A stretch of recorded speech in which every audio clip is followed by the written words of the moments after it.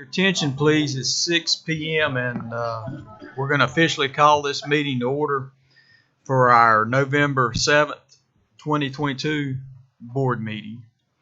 And as is customary, and we are so honored to have our McDowell High School NJROTC here to do our pledge and presentation of colors.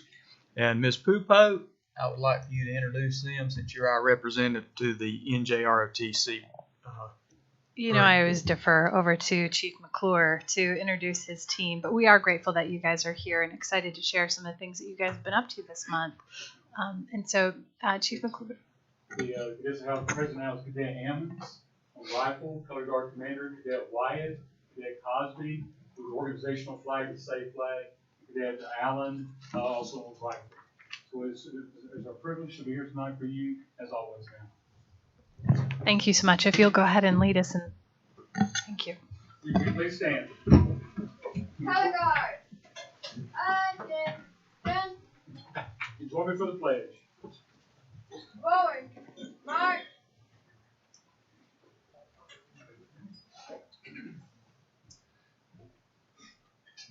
Color guard. Halt. Right. Face. Present. Colors. Ready? Salute. Pledge. I pledge allegiance to the flag of the United States of America and to the republic for which it stands, one nation, under God, indivisible, with liberty and justice for all. Carry. Colors. Ready. Cut. Left. Face. Forward. March.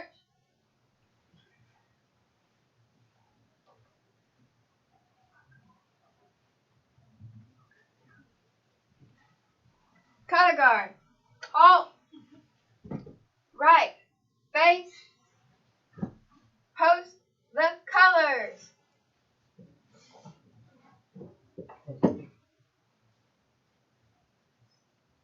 Left. Face. Forward. March.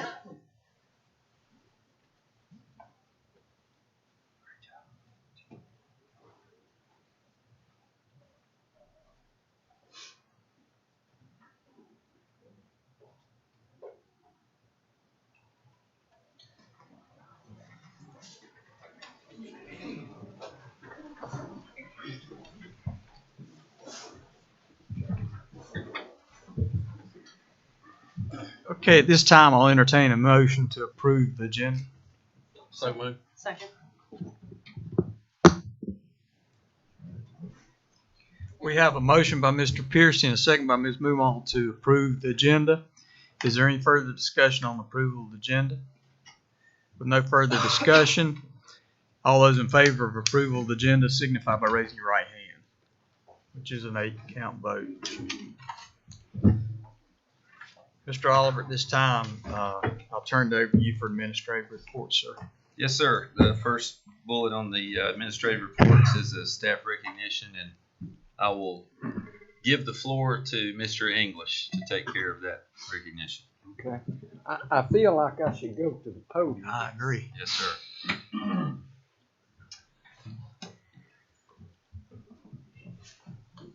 I better leave these on. I've got some reading to do.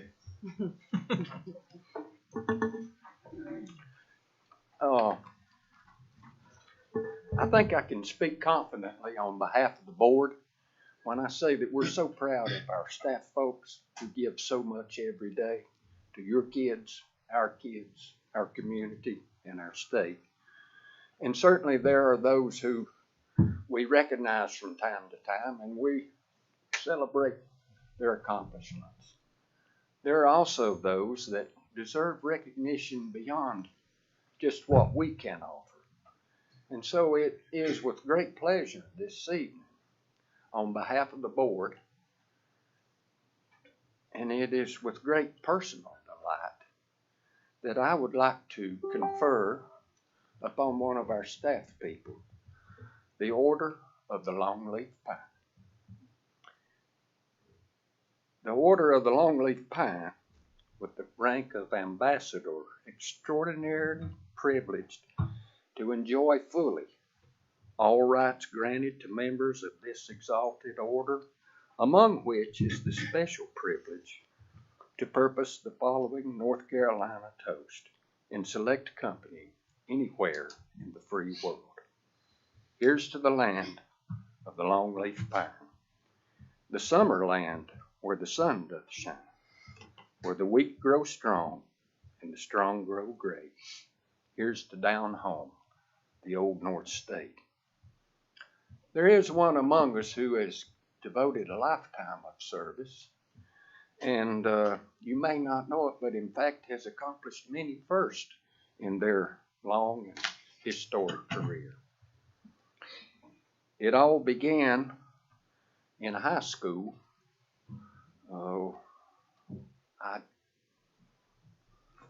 Well, this person might be embarrassed if I said how many decades ago. In 1961, this person began employment with McDowell County Schools. And then she worked at Nebo High School. During high school, went to the Marion College of Commerce, and in July of that same year, the state of North Carolina allotted school secretaries for the first time. And so this person was one of the first school secretaries in the state. She later transferred to the central office as bookkeeper for McDowell County Schools. And I remember her relaying to me that at that time, the central office was a room or two upstairs over a building on Main Street. She remained as a bookkeeper until the school, the county, and the city schools merged, if you are old enough to remember that. And following that merger, she became another first as the secretary bookkeeper for school food service. For until that time, there were none. In 1983, she was selected as secretary to the superintendent and began attending the Board of Education meetings to take minutes. And in 1986, her title changed to executive secretary to the superintendent and administrative assistant to the board.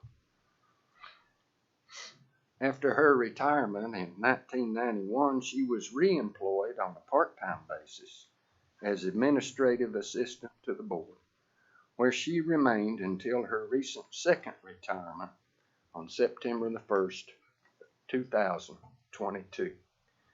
So on behalf of the Office of the Governor, citizens of North Carolina, the citizens of McDowell County, and your many friends and co-workers in the cause here in McDowell County Schools, it's with great honor that I bestow upon Charlie May Mace the Order of the Longleaf Pine.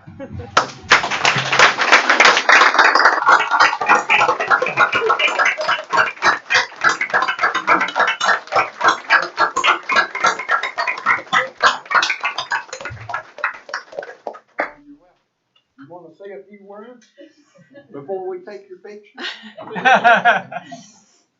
I don't really know what to say.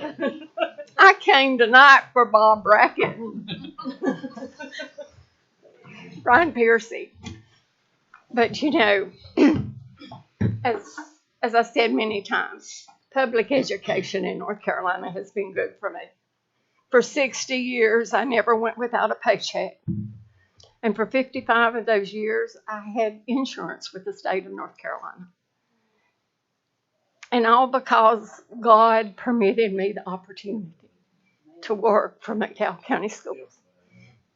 And in 1991, I served as president of the National Association of Office Professionals. And the board at that time, Mr. English, you'll remember, gave me permission to to take professional leave time, and that was when I chose to retire.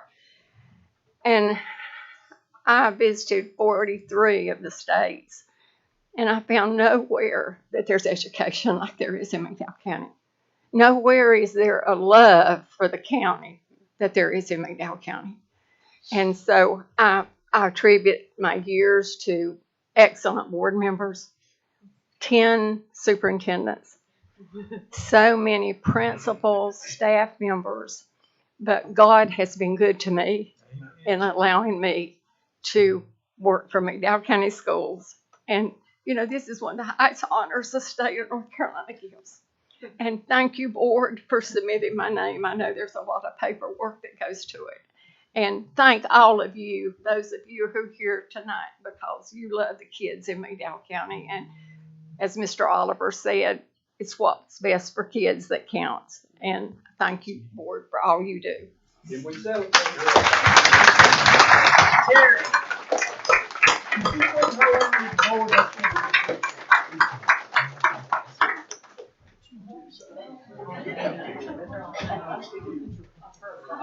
No, sir. You get it. It's fine. Are we all?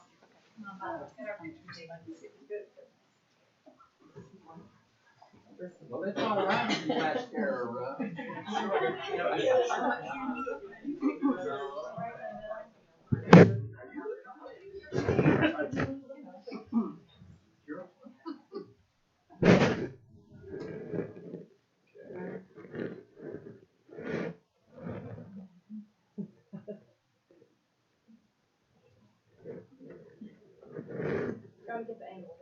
Yeah, see?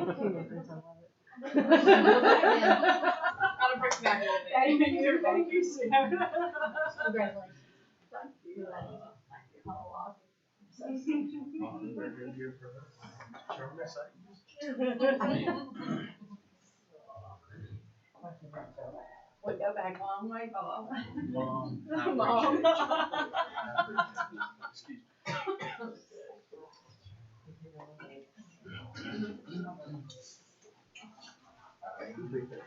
you. Excuse me. Right. Thank you for coming. Sometime.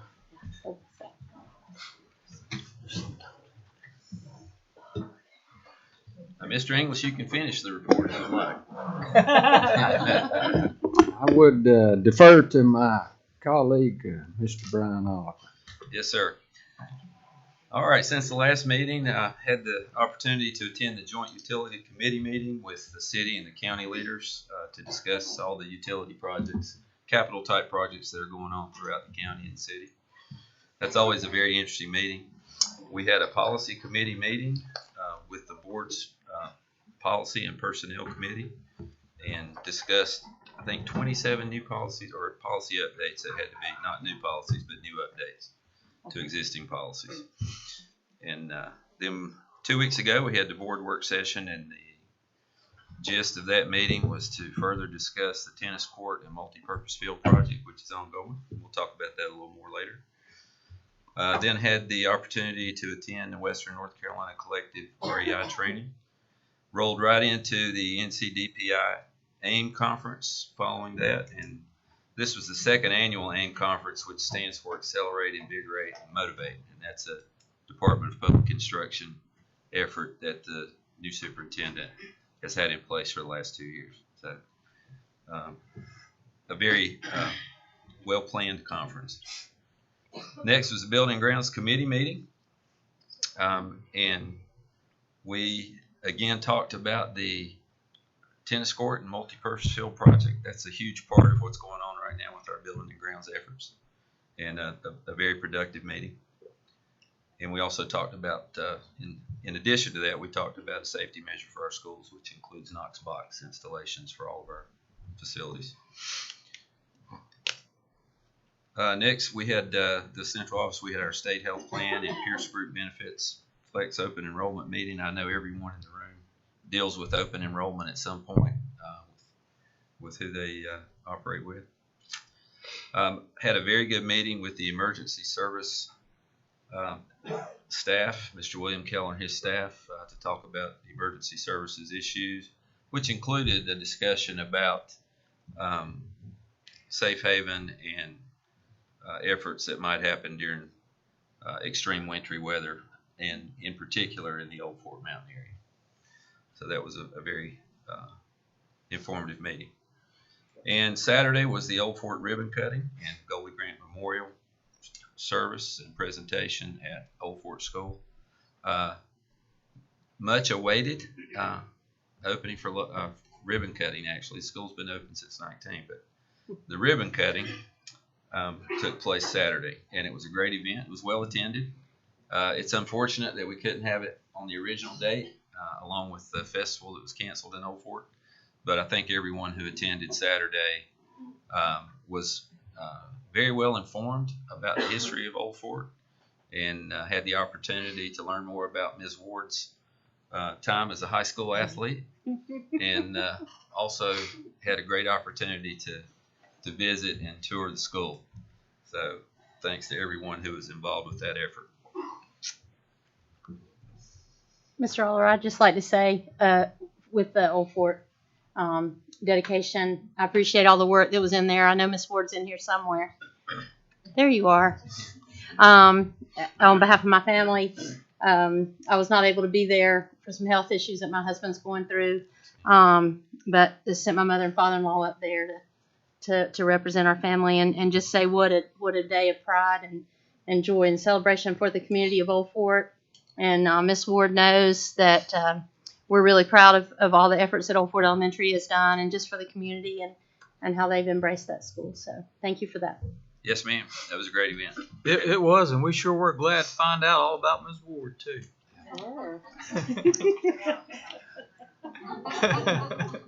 And Ms. Silver, we need to thank you for your effort in that. You were very much involved with all the planning, and I'm sad you weren't able to be there, but it went well. So you can be proud of that. Thank you. All right, sir. Go ahead. I'll move to the podium for the next effort here. Make sure I don't drop any of this. You need some help, sir? I think I got it. Just move his chair out.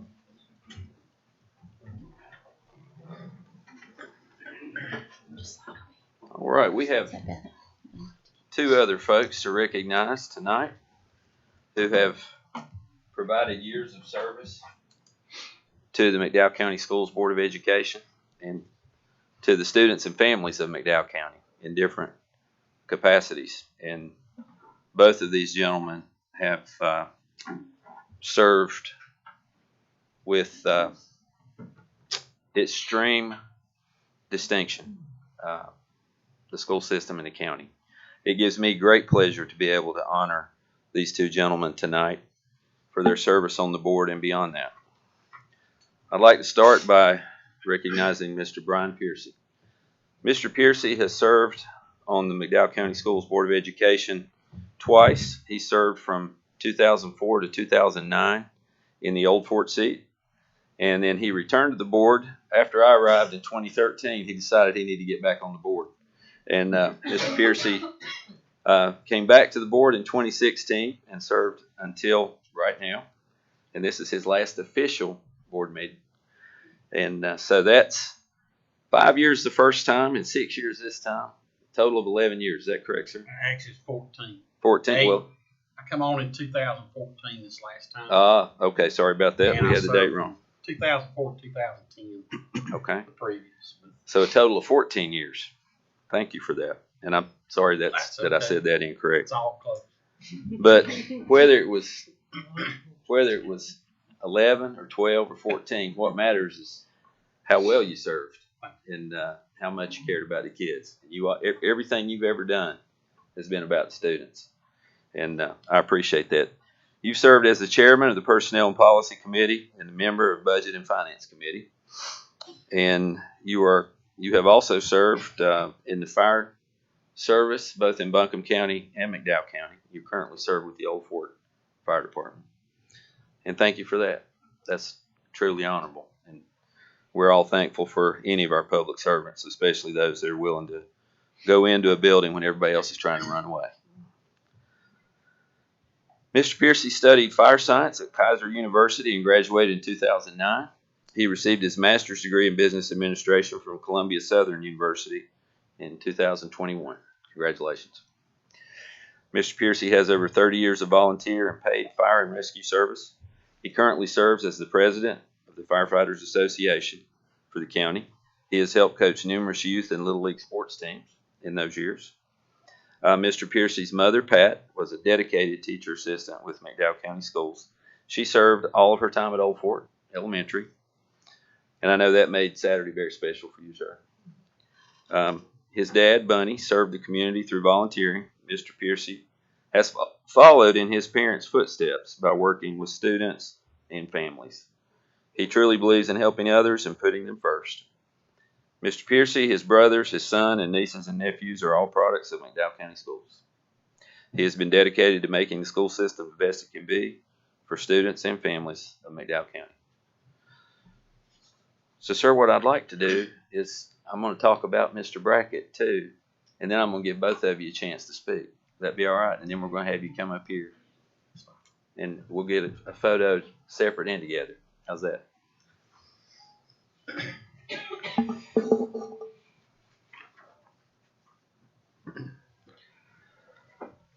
Mr. Bob John R. Robert Bob Brackett. Mr. Brackett has served on the board from 2010 to 2022.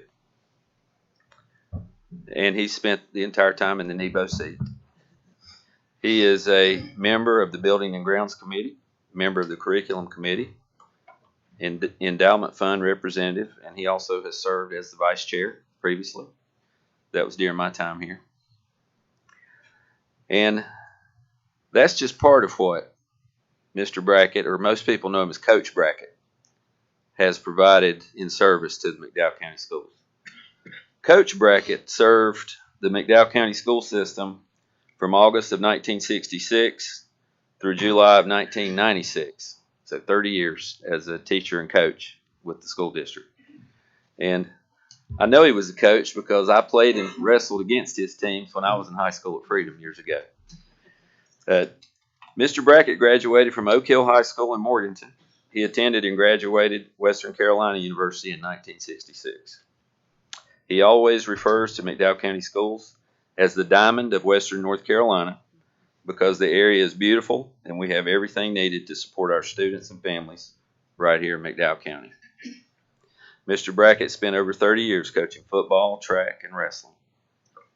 Even after retirement, he continued to help coach at the junior highs and through the Little League program. Mr. Brackett loves the school system and has supported it over the years by teaching, coaching, and serving on the Board of Education. He received numerous recognitions throughout his career. And tonight is a thank you and a recognition of your total body of work as a servant to the McDowell County Schools. And sir, we applaud that. So I'd like to give both of these gentlemen a big round of applause right now.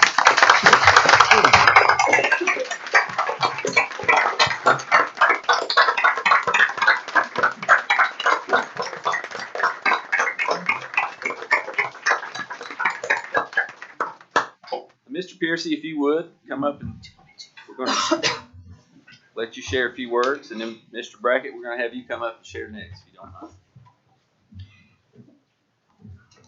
Well, I didn't know I was going to speak tonight. Kind of like Saturday when I was asked to do the closing remarks at Old Fort School by a good friend of mine.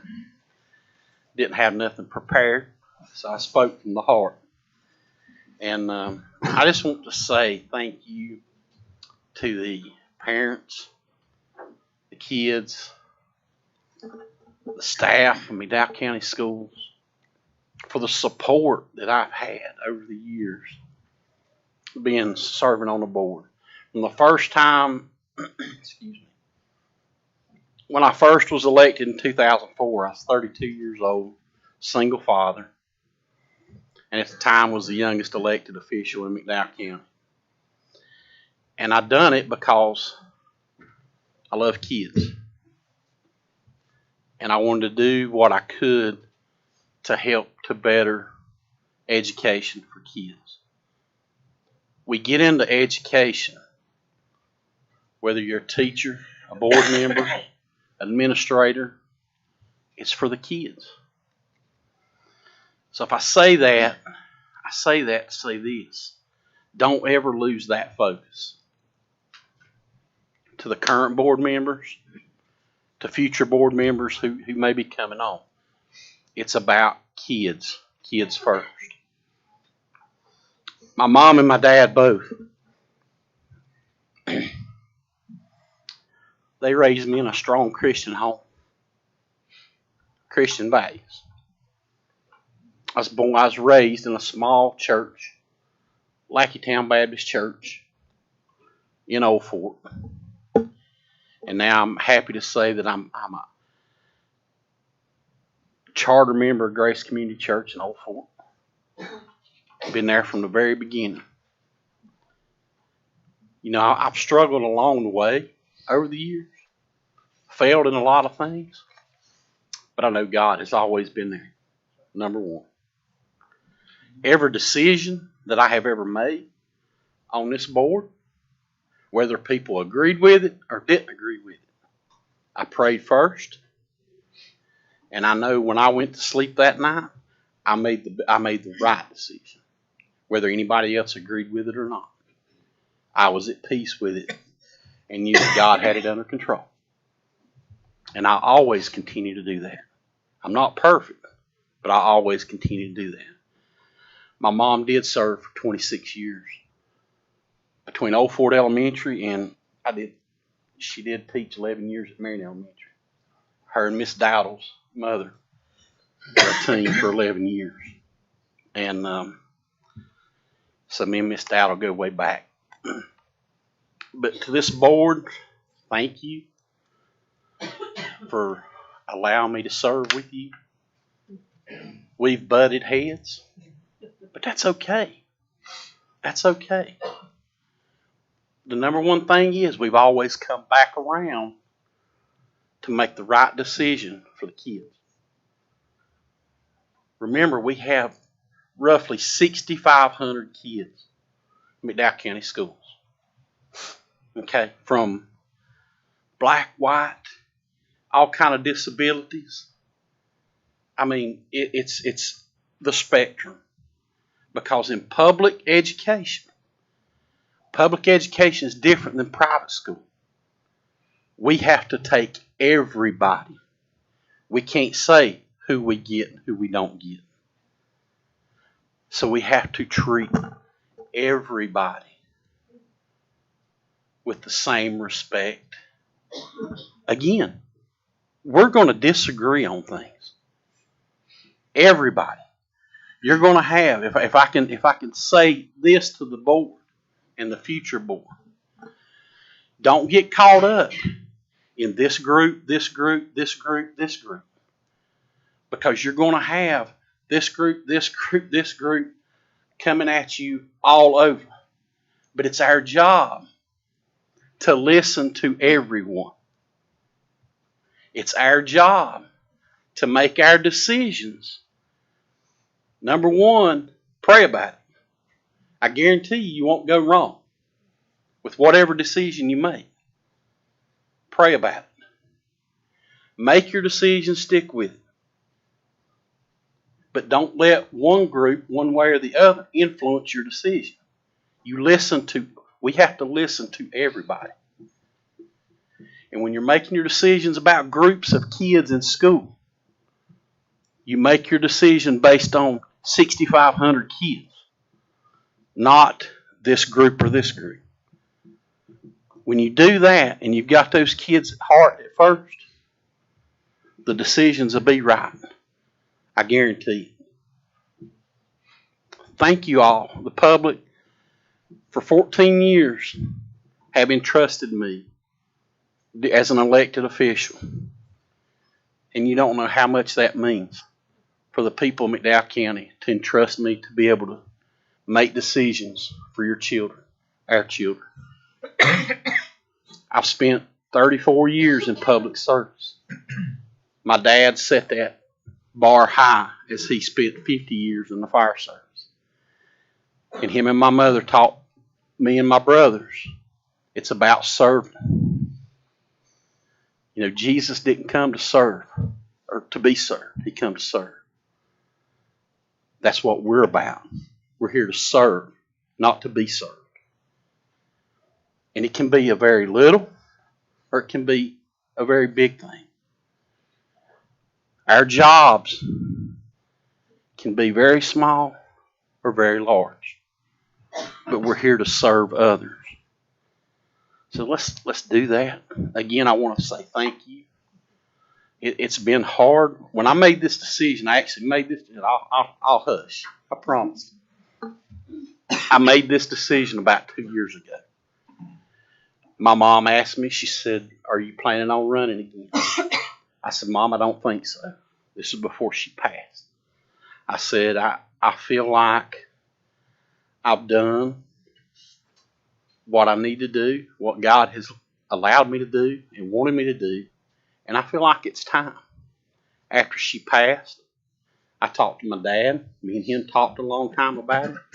I said, "Dad, I've prayed about it," and I said, "I've never been at peace with the decision that I've made." And then he passed back in May. And I'm not looking for no pity party or nothing like that. This last year and a half has been rough. These guys will tell you. Beth can tell you. A lifelong. We go way back. But it's time to have a break. It's time to step back and take a break. I'm going to miss it. Oh, I'm going to miss it. Because I love kids and I love serving others. And if I can just say again to the public, thank you for the support for the last 8 years and 6 years prior to that. I appreciate it, and I'm still going to be around. People still know how to contact me. I'll always be there for folks if they need something. All they got to do is call. And that's to anybody in here. Thanks again. I love you guys, this board. Some of us have got closer than others, and that's okay. But I love each and every one of you. It's been an honor. Thank you for allowing me to serve. Brian, stand up there a minute. There's some board members who probably want to say something to you. Mr. Brackett, would you join us?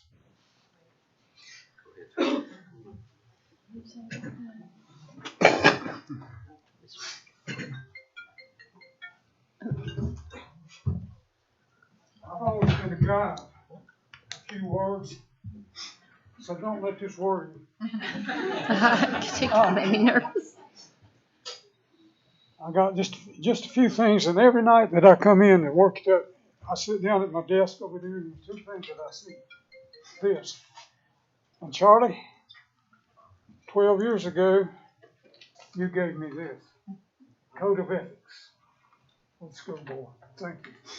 I try to go with that every day. Something else I try to live by is to build a strong team. You must see someone else's strength as a complement to your weakness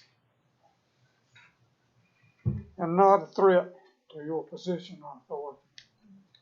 So that's what we should, as leaders in this community, that's what we should say. That's what we should do. And that's what we should abide by.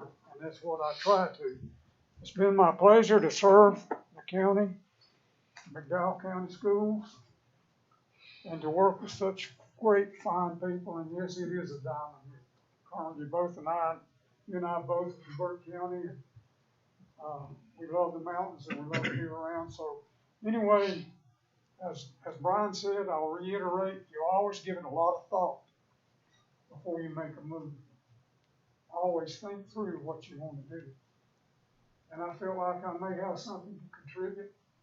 And as Brian said, there's a time that we all should step away.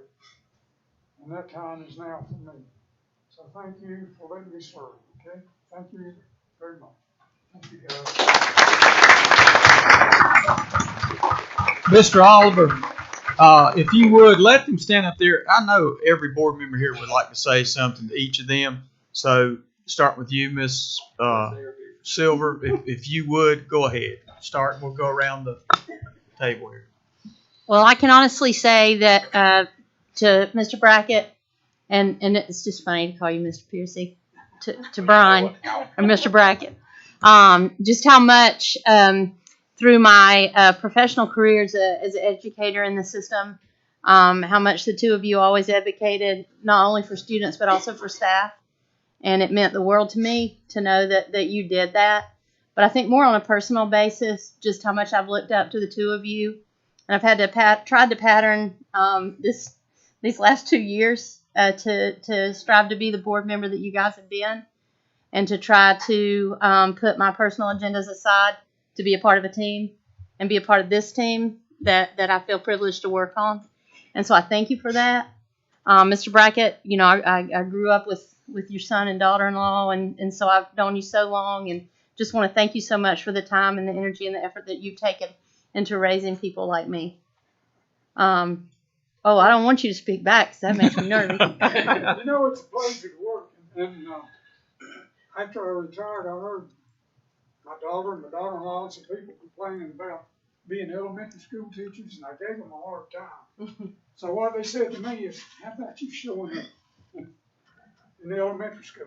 I tell you, an elementary school teacher earns her pay. Absolutely. All day, every day. I'm telling you. My mom volunteered with me one day after she retired from teaching at East. She said, I'm not coming back. What I said is, don't you dare show up at the high school. You be in the elementary schools. But I did. I began to enjoy, you know, especially PE. I enjoyed taking those kids out. Eventually, the football games would turn into a little tackle football. Mm-hmm. We'd have a good time. Yeah. But I enjoyed being in the elementary schools, but I want to tell you, I wouldn't want to be there to earn my money. You folks earn your money. That's what we say about the high school Thank you people. for the kind words. Thank you. And Brian, you know how much you and your family have meant to ours. Brian was my neighbor for a long time, and after I've been on the board for 2 years, I just want to apologize to you for every time I get a hold of you right before a board meeting to tell you all the things that were very important to me that you needed to talk about. But seriously, your friendship to me means the world, and I agree with you, and I agree with what your mom and dad would say, that it's time for you to take time for you. You've been taking care of a lot of people for a long time. But I appreciate you, and I love you. Obviously, you know where we live, and we will miss your guidance and wisdom on the board. Well, Mr. Brackett, I'm going to start with you. And I don't know if you remember this as well as I do, but when I really got to know you, not being from McDowell County, so when I got to really know you is when you and I kind of both jumped in and we decided to wash down the stadium at East Middle, right? It did. And we had the best day that day, you and I, with the power washer, and we were scrubbing away. And I think you broke a fingernail. well, she also broke my power knob. I have a work issue. I like to work. So, anyways, but I remember that day so well because I feel like we got to know each other a lot better. And I think we have had disagreements. We have seen things sometimes differently. But as Mr. Piercy said, you have always been about the students. And you have my heart because of that. And I appreciate all the time and all the hard work that you have put into McDowell County Schools from the bottom of my heart. Thank you. Well, we wouldn't be doing our job if we didn't disagree occasionally. Yeah, it's okay. We have different ideas. Yeah, but it all works out, doesn't it? Mr. Piercy, I am truly going, we have sat next to each other this whole time.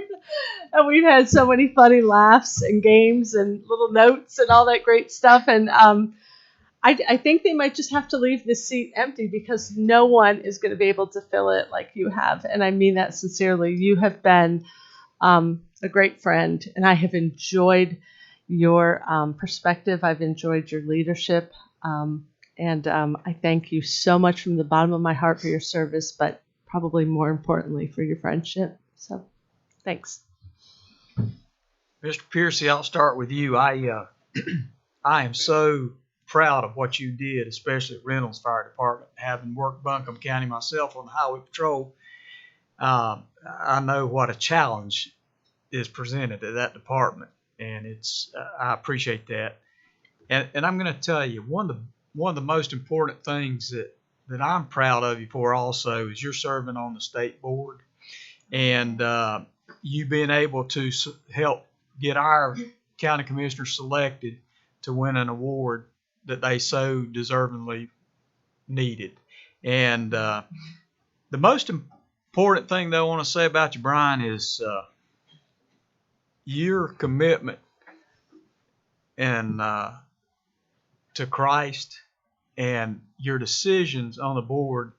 I really enjoyed knowing you were there because you're going to make the right decision. And Brian, I'm going to truly miss you, and I appreciate everything you did. You're man. You said your dad set the standard very high. You set the standard very high as well. Mr. Brackett, I want to say this. There are 3 things that I just can't thank you enough. No, 4 things. Number 1 was get the team with you to get that stadium done. Man, that was a shining accomplishment in my mind. You pushed me and I pushed you, and I'm glad that thing came to fruition. And the other thing was, you and I probably did some dirty deeds, but I was sure glad to see one superintendent we had cut a trail. Amen. And I appreciate you keeping me pumped up and informed on things. And the next 2 things that I want to thank you for was talking me into keeping Mark Garrett as a superintendent, not just assistant superintendent. And then I appreciate you now by talking me into giving Brian Oliver a chance. Bob, laying all joking aside, I appreciate you. And great things have been done on this board because of you, and I want you to know that. Thank Both of them are very deserving jobs. I agree.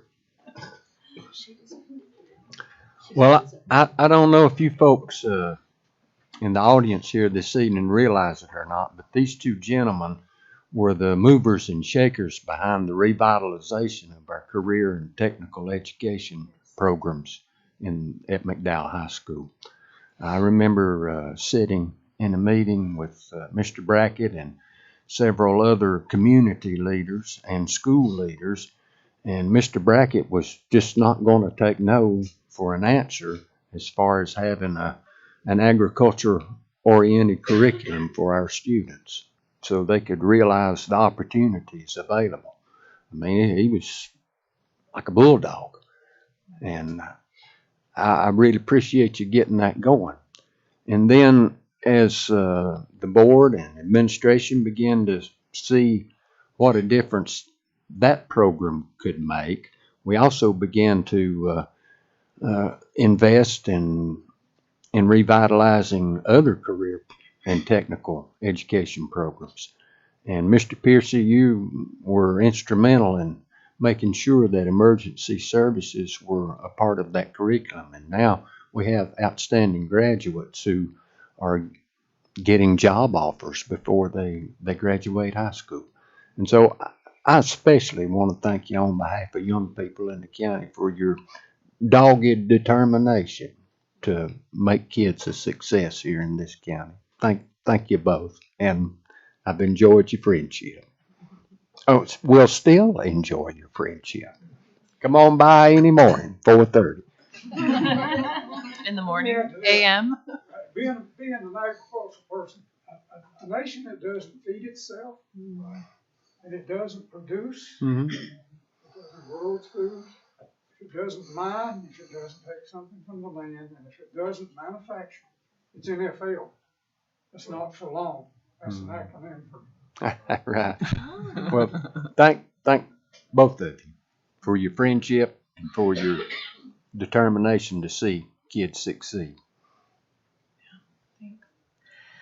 Gentlemen, we don't have the history that all these others do, and the misfortune on my part to not have had as many years with you both. But for myself, I've always been very grateful for both of you in the way that you've spoken into me, in the way that you've encouraged me, in the way that you have, times where I've spoken up and maybe a little firmly or boldly, and kind of the ways that you've come around and encouraged me in that. And I'm really grateful for that.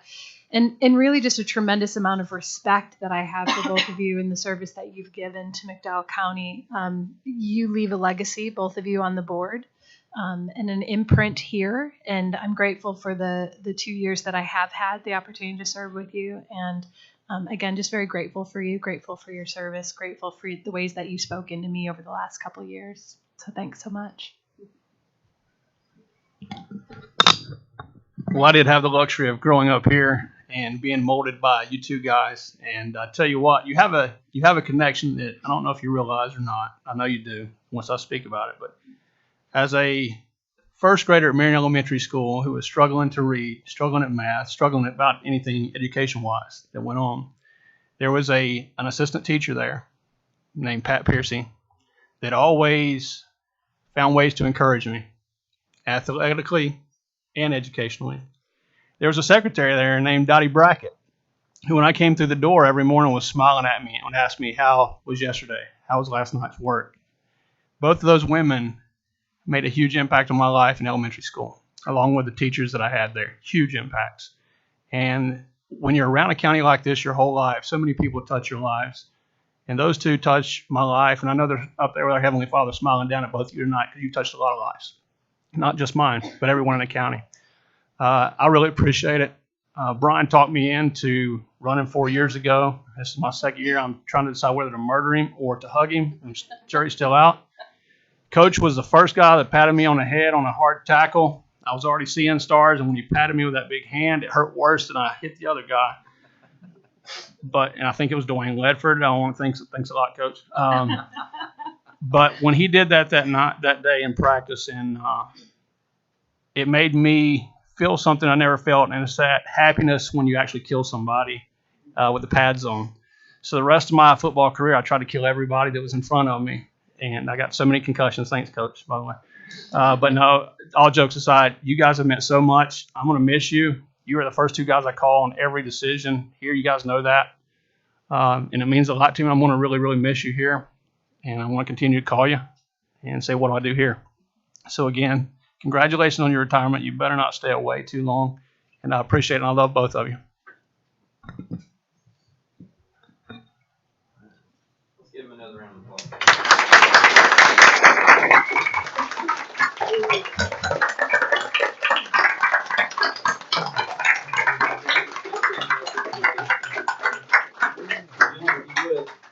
Come to the middle, and the rest of the board members, please come forward. Hold that here. Hold that here.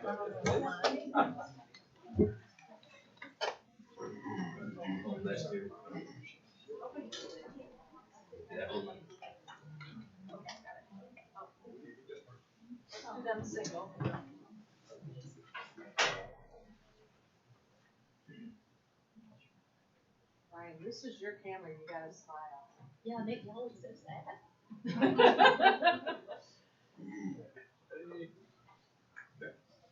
Okay, then the whole board.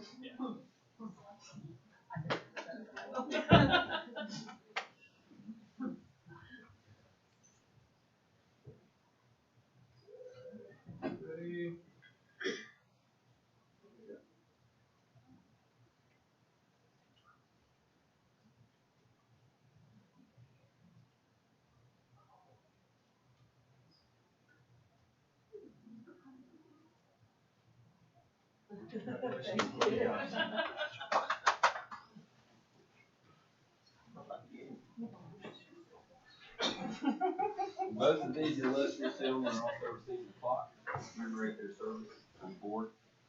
Set your alarm for Monday nights at 6. Set the alarm for Monday nights at 6.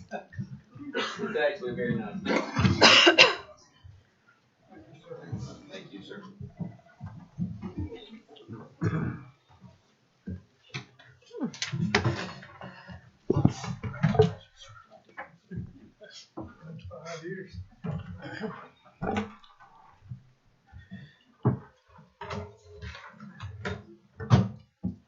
We have two very special young ladies with us tonight. One from West McDowell Middle School and one from McDowell High School. And we will start by recognizing Miss Alyssa Hemphill. Alyssa is in her third year at West McDowell Middle School, and she is an outstanding scholar. She started the Golden Girls Club at West. The club meets regularly and works to support various charities and causes. Last year, Alyssa was given the School Service Award. She planned a 5K event to collect hygiene products for girls and women in need. She is in her third year of cheerleading and is currently serving as captain of the cheer team. She has also been dancing for 9 years. You don't look old enough to be dancing 9 years. She is in her third year. I already said that. In addition, Alyssa has been competing in pageants for over 10 years and was recently crowned the North Carolina Junior Rhododendron Queen. She will be competing in the Miss North Carolina pageant in June. Alyssa, come up and share with us about some of your experiences.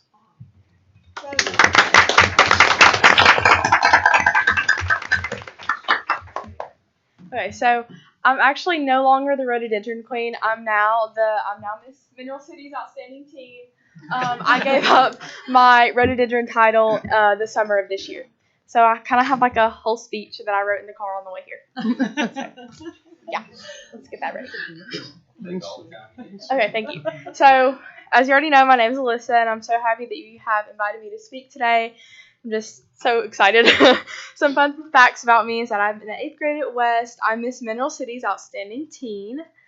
Yes, of 2023, and I will be representing this area of North Carolina in the state pageant for Miss North Carolina's Outstanding Teen. I will be competing there in June, and I hope to win. It's like a scholarship organization. It's a great organization. And I have been doing pageants for 8 years. I have been dancing for 9 years, and I've been cheerleading for 3 years. I started the Yes She Can Empowerment, which is all about empowering the future generation of women and telling them they have a voice and we all have rights. And I also started the Golden Girls Club, which is all about spreading kindness. Our club motto is serving others with golden hearts. So now I'm going to talk about pretty much every single community service project that I have done because, why not? So, the Yes She Can Empowerment, I love doing anything that can really help our community because Yes She Can is just such a big part of me and what I stand for. And the Golden Girls Club just brings me joy. I had 3 meetings today with my teacher advisor, and she's just the best. I love her. I have volunteered at the Mineral and Gem Festival in Spruce Pine. So basically, I just stood there and told people where to go because it was pretty big, and I didn't want anyone to get lost, And I also volunteered at the Pumpkin Festival. I just told everyone how big the pumpkins are. We had one pumpkin that was over 1,000 pounds. It was pretty big. I have also visited the Possibilities Day program where I made stress balls for the special needs adults, and they were so sweet. We also played with Play-Doh, which was really nice. I really like that. I made I made cards for Teacher Appreciation Month. So the Golden Girls Club, we made a bunch of cards out of just some old supplies that I had at my house, and they all enjoyed it. And some of the teachers still have those cards in their room, which makes me really happy. I read to pre-K students at McDowell Tech, and I just told them how important it was that women are strong and that we all should be kind to ourselves, and then we all should treat everyone equally. And I also colored my Yes She Can logo with them, and they really enjoyed that too. They told me all about what they were having for lunch that day. It was really sweet. Yes. Yeah. I volunteered at the Scarecrow Festival. So what did I do? It was last month, but I really don't remember what I did. I'm pretty sure. Yeah, I just gave out candy because it was kind of Halloween spooky season, and there were little eyeballs, and all the little children loved that. And I also led the prayer at the pole in September. It was a really cool experience because I just got to lead a prayer, and I've never done that before. And I have volunteered at the Mountain Glory Festival, which was super fun. Festivals are my favorite event to go to as a pageant queen because I just get to go around and talk to people, and I love talking in front of people as I'm doing right now. Just makes me so happy. And I also helped host the Mountaineer Challenge, which we gathered some men to do a challenge for the Mountaineer Festival / Apple Butter Festival, and they did a series of challenges. They had to throw a horseshoe, they had to light a fire, which none of them did that, but that one was super, super close, and they had to throw an axe, and I got the axe in the board. I was very proud of myself. Go me. And they also had to split a log in half with an axe, and that was pretty cool in the matter of 5 minutes. And I also did the trunk or treat at the high school. So I just gave candy out to kids, and it was super sweet because I got to tell that their costumes are really, really cute. And we did a little fishing thing. So they had to put the fishing rod over the car sheet, and we gave them candy, and they were like, "Who's back there? Are there fish?" It was really funny. And the last thing that I did is I hosted my first annual Yes She Can 5K run, where I collected hygiene products for the women and for the Friendship Home for Women and Children. It's right beside Marion Elementary. And that was honestly just an amazing experience. I really hope to do another one this spring. So, yay. And my plans are to do a chili cook-off at this school, maybe, if I can get permission from my amazing principal. No pressure. No pressure. Yeah. Yes. So that's actually why I had so many meetings with my Golden Girls teacher advisor, because we just talked about that, and we're talking about that soon, hopefully. And also I have to do another Yes She Can run, and with the help of the school board, maybe doing a golf tournament, and all the money that we get from that will be a Yes She Can scholarship for a woman at McDowell Tech who is in need of money to go to college. So I truly am passionate about spreading kindness and giving back to our communities. Thank you for letting me speak tonight. Now I would like to open the floor for anyone who has questions for me.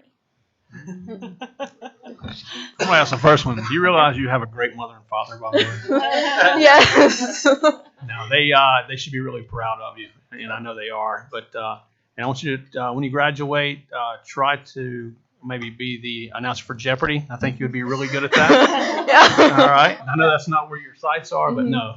Congratulations on everything. I'm so happy to finally see you. I did not know who your mom and dad was. Now that I do, I wouldn't expect anything less. I want to see. So congratulations. Thank you. Alyssa, congratulations on all your accomplishments. And you are one busy young lady. Yes. I'm sure that I know she's not driving yet, so that means mom and dad are really busy too. I think what touches me most is when you're doing those service projects where you're reaching other people in our community that are in need. And so for that, I thank you. Thank you very much. And I hope you continue to do those kind of things. Yes, I do. I hope to continue it through college and through my life, because it brings me joy. Great. I was just going to tell you something. You bring me joy. And you and I've known each other for a long time. Yeah. And just listening to you. Sorry. Just You're listening gonna to make me you. cry. Don't cry. And knowing the journey that she's traveled, I am so proud of you, because you embody exactly what Brian Piercy and Bob Brackett were talking about. You embody everything that is good in this school system, and everything that every kid in this school system strives to be every day. And that's something better than what they came to school that morning being. And so for your excitement and your enthusiasm and your heart, I want to be like you when I grow up. I'm never going to be a pageant queen or run a 5K, but all the other stuff. When you say yes, she can, and you remember conversations you and I have had, when I said yes, you can, and yes, you will, and yes, you are. And I'm so proud of you, and thank you for being here, and thank you guys for the daughter that you raised. Can I give you a hug? You can give me a hug.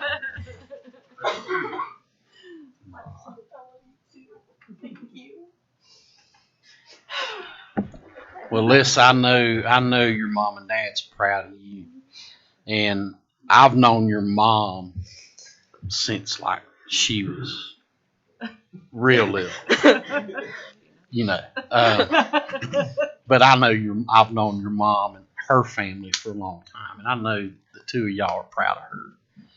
You got a future ahead of you. Thank you. I mean, the sky's open. So you just keep doing it. You keep giving back. You know, we talked about earlier about serving. That's what it's about. And with students like you in our school system, can encourage other students. So you just keep it up. I know everybody's proud of you. Thank you. Thank you very much for being so positive, but more important than that, thank you for making a difference. Thank you very much. You're welcome. It's just makes me happy to make a difference, to lead the community, to have a positive attitude. I think it helps in a small way, but that small way could maybe one day lead into a big thing. It will. Okay. We're looking forward to big things. Thank you. Yes, I hope to do big things. That's my plan. Website yet? Website yet? Have you thought about a website yet? Oh, website. I thought you said, don't know what to say yet. I was like, Sorry, website. Website. No, but you know, the person who works computers maybe could do that for me. Yeah. Yeah, no, this is good. You need to invest in this, and I would love to be a part of that. And so please reach out. But good work. Thank you. Good work. Also, I'd like to add one more thing. When I did my run, I collected T-shirts and money so that I could actually make the shirts. And I went around McDowell County and I asked for sponsors to sponsor me. And it was just also a good experience because I got to handle money. And I think handling that money led me to I'm now student council treasurer and I really know how to handle money. So that was a cool experience too. It's good. Okay, well, thank you all for letting me speak. It was really great. I shed a couple of tears, as you saw. But thank you, and it's just great. Thank you. So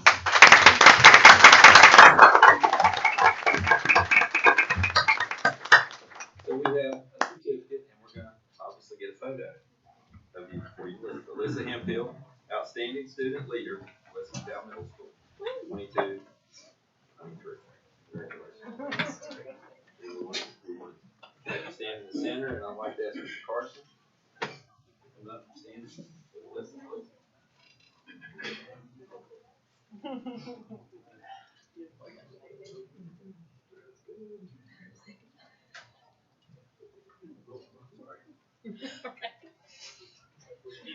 I have some old age.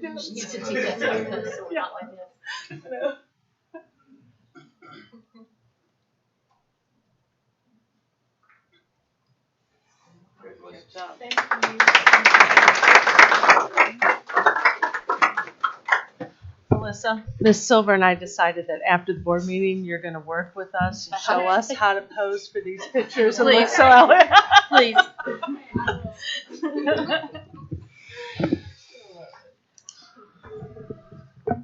These are some impressive young ladies that we're introducing tonight. Our next student from McDowell High School is Emma Washburn. Emma is a three-sport athlete playing tennis, basketball, and softball at McDowell High School.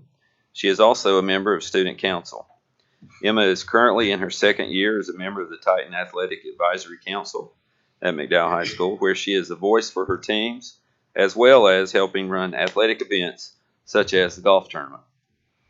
Emma was selected as the Region 8 representative for the North Carolina Student Athletic Advisory Council. The position requires her to speak at all Regional 8 meetings, as well as help with certain state championship events. She is also required to create and complete a service project. And I'd like to tell you, I was fortunate to be at the Region 8 meeting back in September, and Emma was the only student there, the only student athlete in the whole Western region. And so obviously she was the only student speaker, and she knocked it out of the park. She represented us well, and you should all be very proud of how she represented McDowell County that day. Assistant Principal Katie Calloway stated, Emma brings out the best in others, encourages students, and demonstrates an excellent work ethic. So Emma, come up and share with us some of your experiences. Come on up.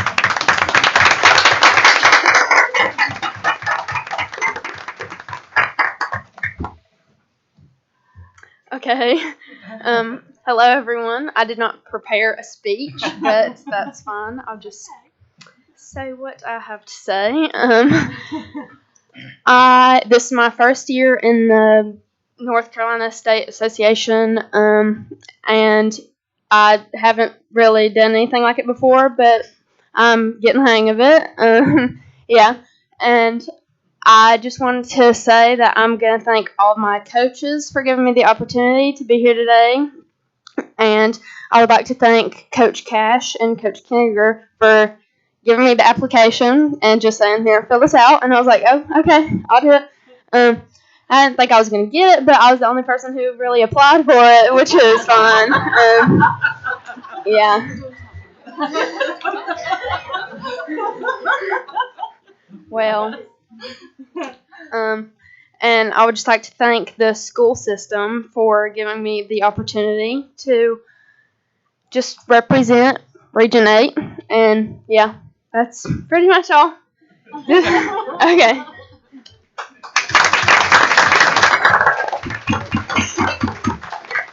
Emma, wait, Mr. Oliver, she can't get off that easy. Yeah. No shot. I saw what you did there. Quick mover. And I'm going to start it because you knew I was going to start it. I have watched this young lady since she was, I don't know how old you were when we started travel softball. But it's amazing to see her growth and just, not just on the field, but off the field, her leadership and her friendships that she makes very easily makes these friendships. But she was always, I know you don't care if I say this because I'm a lot bigger than you. She was always the smallest player on the team, but she had the biggest heart on the team. And she actually was the glue that held our team together in a lot of cases. Because when you show up with girls and they're not playing very well at 8 o'clock in the morning sometimes and things don't go well, Coach Jimmy and Coach Donnie, which I didn't do it after a while, we're not very happy with y'all the way that you played right off the bat. And she found a way to gather her teammates and come back and win these tournaments after they lost the very first game at 8 o'clock in the morning. So what actually, too, that I want to get to say to you, though, Emma, is that in today's society, who our kids hang out with and their friendships that they have are so important because of these busy lives that we lead as parents. And you're always wondering who your kids are hanging out with. And to know that Maris and you ride around together, and I think it's where you're supposed to be. I don't have the little tracker yet, but I know Wendy's got the tracker. I want to thank you for being such a friend to my daughter and leading her by example, too. So thank you for that. And you do have incredible parents. It's kind of what's going on with our county. You guys know that parents, the way that they raise their kids, obviously, it shows through them. And you got incredible parents, too. But Emma, thank you so much for all that you do, and I love you to death. Thank you. Well, Emma, I think a tri-season athlete is not a small feat. I've had children through McDowell County Schools, and one that was pretty athletic, and I don't think he ever did a tri-season athlete. And I know how busy that is and what a demand. And you may have been the only applicant to apply, which, by the way, when you do interviews, don't tell anybody that. But my point. Okay, there you go. How about the only one encouraged by the administration and her coaches to apply? There you go. But my point is, I think there's so much more going on that you're not telling us, because I don't think they would have accepted you in this position. So I don't think you're giving yourself enough credit for all of your accomplishments. I know it's a balancing act in high school. It's a lot to play athletics, to do well in school, and all your leadership roles. And so give yourself some credit and thank you for all that you're contributing and your influence on other peers in our school system. Good job. I don't know that this is just specifically for Emma, but one of the things that stands out to me right this moment is what leadership looks like, and in that what we had before us were two very strikingly different young women. We had the pageant queen, and we have the triathlete who came in her sweatshirt and t-shirt and sweatpants, kind of thing. And yet, what's consistent is leadership. And leadership is about service to others and the willingness to step up and make a difference. And the recognition of You don't have to be the beauty queen or the athlete to be a leader. But what really matters is your heart of service. And so to both of you, congratulations. And I love the dramatic difference between the two of you that are celebrated and honored tonight, because you represent leadership and you represent the best of McDowell County, and you look very, very different, but your heart of service is acknowledged, and we love that. And so, yes, she can. Yes. So congratulations. Congratulations. Just to echo what Miss y'all thought you were getting that. Just to echo what Miss Pupo says, just I think as a female as well, just to tell you both again, just how proud I am of you. You know, strong women need other strong women to continue to build each other up, and I'm proud to know that I serve with two strong women. When I listen to both of you and I think about myself in high school, as hard as it is to believe, I was not outspoken in high school at all. Something happened when I went to college, and it awakened something in me. You're welcome. But just thank you for the example that you set, and for the people that are watching you that never let you know that they are, but they see you and they watch the things that you do, and for the way that you represent our county. We're so appreciative of that. You know, to the both of you, Miss Silver kind of hit on that. The way you folks are leading, you're going to touch people that you never know you touch. Just so keep that in mind. In your actions, you know, you don't always know that you've made an impression on someone. You're going to see that person who may be down and out, who may feel like they don't have friends. We know we have those folks around, adults, children. So your interactions and the way you treat them and your leadership with that, you'll never know how many people you impact. So keep doing what you're doing. Don't stop that. Keep doing what you're doing, and you'll be rewarded for it. Okay, but keep it up. Thank you for what you're doing. Ma'am, your humbleness is very impressive. And I want to say this to both of you, as I said to her too. Whenever you walk in this school walk of fame, when you go back to the elementary schools, it gives them an opportunity to say, hey, maybe I can do that too. Mm-hmm. Those kids really look up to high school kids and middle school kids. And some of those kids really struggling down there who don't have a good home life like you guys do, reach out to them. I know both of you from what you say will do that. And man, kindness never hurts. And both of you have set such a high standard and example tonight. And I'm just honored that you're part of a great system. Thank you very much.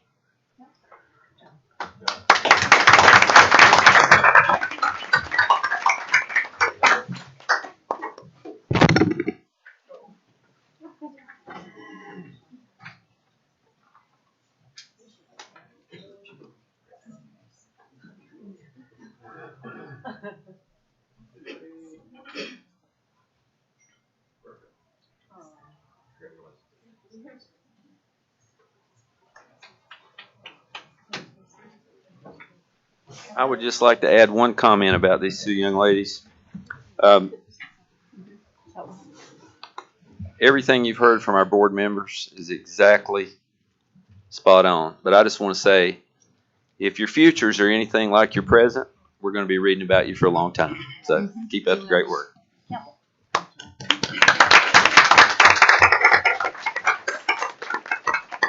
Miss Phillips, do you dare follow that? But you'll do a great job. Thank you so much. Yes, she can. Alyssa, I'm so proud of you. Alyssa was mine. She's one of mine from kindergarten. And I knew in kindergarten you're going to do great things. I'm super proud of you. Before I begin, thank you, board, for this opportunity. I never want to miss a moment to thank God for this privilege and this honor. I'm going to take one more minute before I do my presentation because there's someone very special here tonight. And those of you who got to sit in on my interview when I did Teacher of the Year, I spoke about my dad. My daddy's here tonight.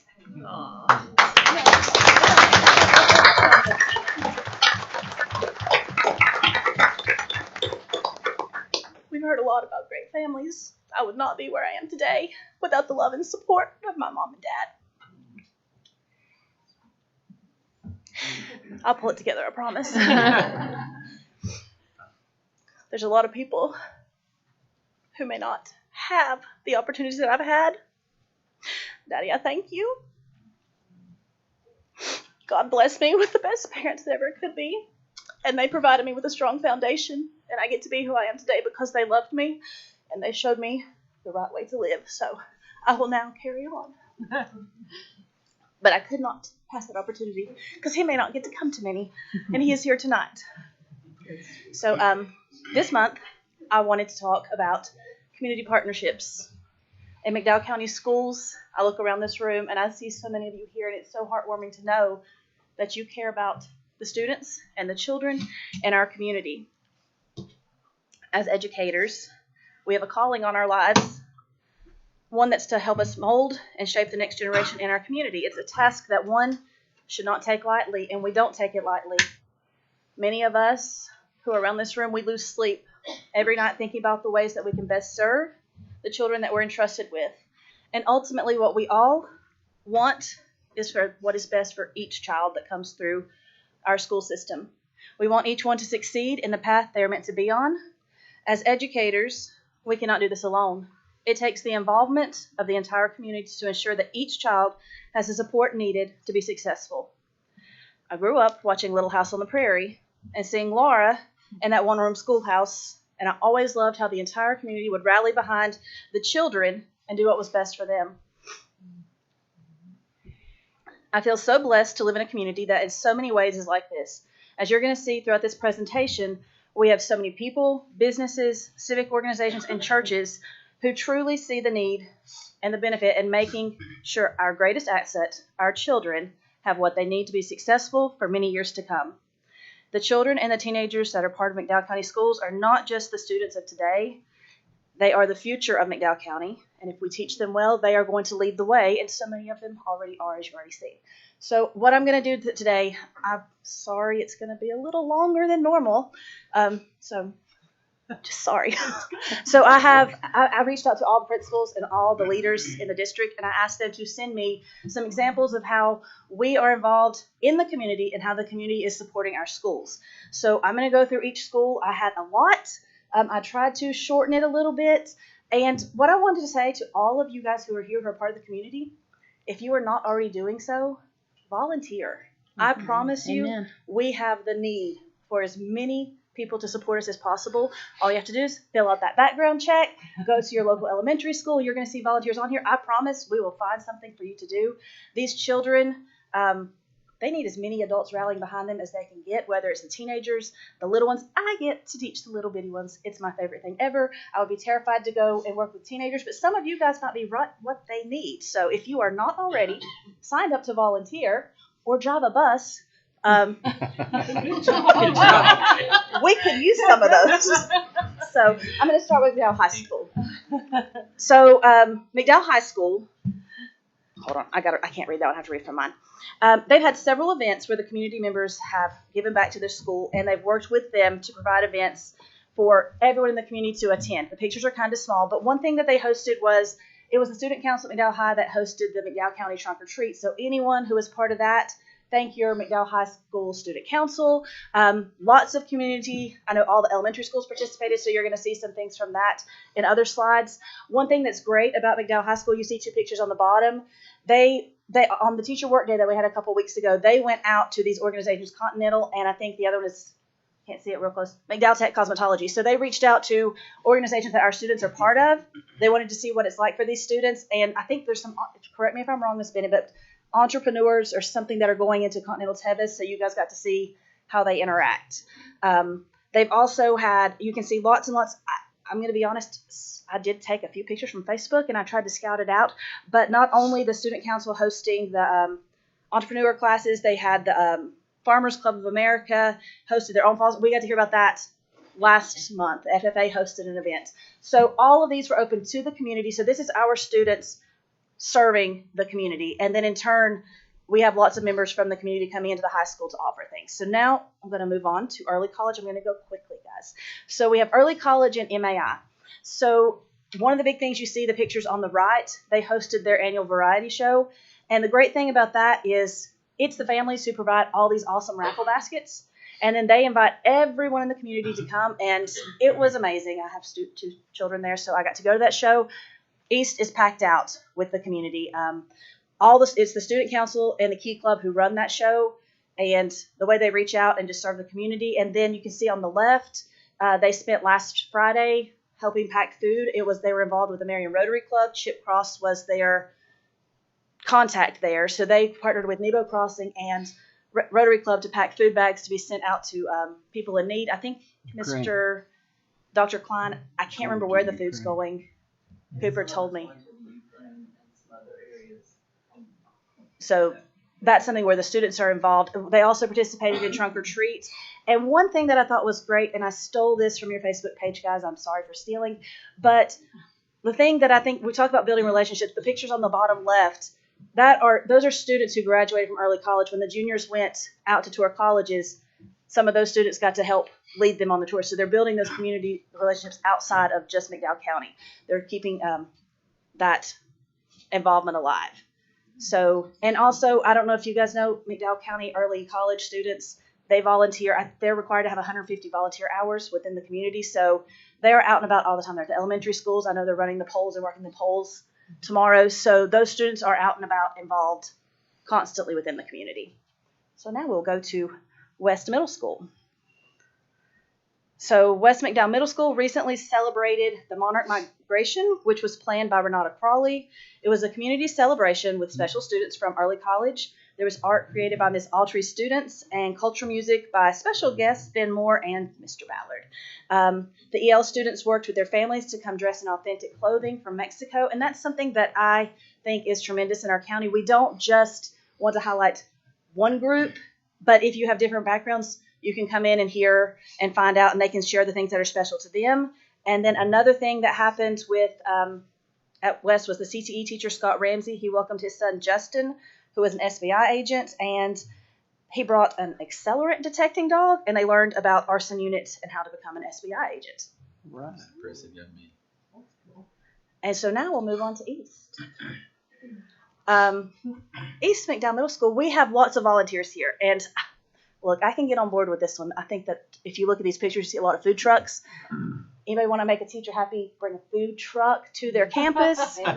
Coffee trucks. It's great. But that's not just food trucks. It's not only there for just the teachers. But Miss Ginger volunteers daily at East McDowell Middle. Countryside barbecue visits for special events. They also cater, or they just bring their food truck. You have Foothill Sips, which is, I apologize for these names, Tiffany Demeter. She attends the students and attends to their gourmet drink needs. This is from Mr. Give me a second. Rodney Wheeler. Not Rodney Wheeler. Is it Rodney? Yeah. Rodney Wheeler sent me these. So if I'm and then Carolina Snowy from Aaron Wheeler. He always makes time to provide the students with staff sweet treats. And then the fire department frequently visits the campus to offer safety training and make sure the school is safe. So you see lots of different people from the community coming onto the campuses. I'm thrilled that we are out of the COVID times and we get to have these things again. So I'm going to move on to FCS now. So at FCS, they have the Lake James Environmental Association, the Kids in the Creek. They get to come out and participate with that. This is, I think, fabulous. The YMCA, they allow them to use their field and their gym twice a week for their physical education, and it's free of charge. So shout out to YMCA for allowing that for some of McDowell County students. The Asheville Art Museum is piloting a middle school art program that's free of charge. The Food Hub, the student leadership team, helps the club helps them pack food there. So you have students volunteering, you have organizations helping the school. The entire school is working on a canned food drive, partnering with McDowell Hospital. Parents and community members help support weekly clubs such as music, drama, and yoga. So anybody has any club ideas for FCS, see Miss Elliott, she'll take you, I promise. And then also that you see the bookmobile here, so the scholars have an opportunity to visit the bookmobile. Correct me if I'm wrong, I don't know, do they have a big library on campus yet at the Foothills? It's rather small. It's growing though with donations. I'm very thankful for that. But the library is coming out twice a month. So that's the way that the community is getting involved there. And then finally, they got to learn from entrepreneurship and the Careers Cafe. So we have a lot of opportunities for the elementary and the middle schools provided from the high school CTE. I didn't put a whole blurb on the high school because of that, because so many of the opportunities that are offered at the elementary school are provided by our CTE program. So shout out to Mr. Brackett and Mr. Piercy for getting that going back again, because the elementary kids, they get to benefit as well, even though they can't take those classes. We have Glenwood Elementary next, and these words came directly from Miss Ray, so thank you, Miss Ray. Look, I'm all about taking what you guys say because I'm not exactly sure what to say sometimes. So one of Glenwood's greatest attributes, other than its staff and students, are the community supports and partnerships. I think we could probably say that at every school. We are blessed with many community partnerships, and here's just a few that Glenwood has. The Glenwood Ruritan is an excellent community partnership with Glenwood Elementary School. They provide funding for the school to be used to support students with needed clothes, instructional materials, or various other needs to support the students and his or her family. And they also provide funding each year for teachers to spend in their classrooms. They have other partners. Glenwood Baptist Church provide goodies for the staff and various service projects throughout the year. Glenwood Methodist Church serves the school's food pantry. Glenwood Alumni provides funding each year to support staff and students. And the fire department partners to provide fire prevention classes and assist with afternoon traffic duty. And I promise you, afternoon traffic at an elementary school, or middle school for that matter, is not fun. So teachers don't like doing that duty. We don't like doing that duty. We don't like it. But, so, we don't like it. But it's a necessity, so we'll take all the help we can get. Eastfield Global Magnet School. There again, Eastfield has lots. It started with, we have things for the parents to come in and help. So they hosted the Head Start and Pre-K hosted an event for the parents where they can come in and help their students decorate pumpkins. And something that Eastfield recognizes is that the parents are a vital and large part of their community. And that is everywhere. We need parent support, not just at the pre-K level, but all the way up through high school. McDowell High School, they've offered their Big Brother, Big Sister program. So that was mentioned, that was on the high school page, but you're going to see that pop up on every elementary page, because that is something, I love what the board members said to these girls, reach back out to those elementary kids. I have the benefit of 5 high schoolers come into my classroom every Friday, and the little kindergartners absolutely love those partnerships with the big kids. They beg for them to come back. So whether the high schoolers realize it or not, they are making an impact. We have Cross Memorial Baptist Church, Kayla Dingus. So she comes 4 times a month to help with 3rd, 4th, and 5th graders. She hosts lunch buddy groups. That's a way, if you don't think that you can tutor, I promise you can sit and talk to kids. They love to talk and they want to hear you. So we could use you in the schools. We have our Eastfield has an active PTO member. They meet monthly to discuss in ways to help the school. There's Pastor Terry Roach from Clinchville Baptist Church. Not only does the church provide Good News Club after school for their students every Wednesday, but they also have a care box which the staff can ask for personal and professional needs. And that church also sponsors students at Christmas, and at the beginning of the year, the church helps fill teachers' cabinets with extra school supplies. We love school supplies. Clorox wipes are great. I'll move on to Marion Elementary. So Marion has many volunteers throughout their building that help anything from tutoring to cleaning to running events such as the PBIS Golden Ticket Days. So here you're going to see Barbara Vess, Jesse Merritt, Rhonda Leanwand, Ron Wilkerson, Alexis Boykins, and Sarah Thompson. You can see you've got Ron there, I think, grilling for the teachers.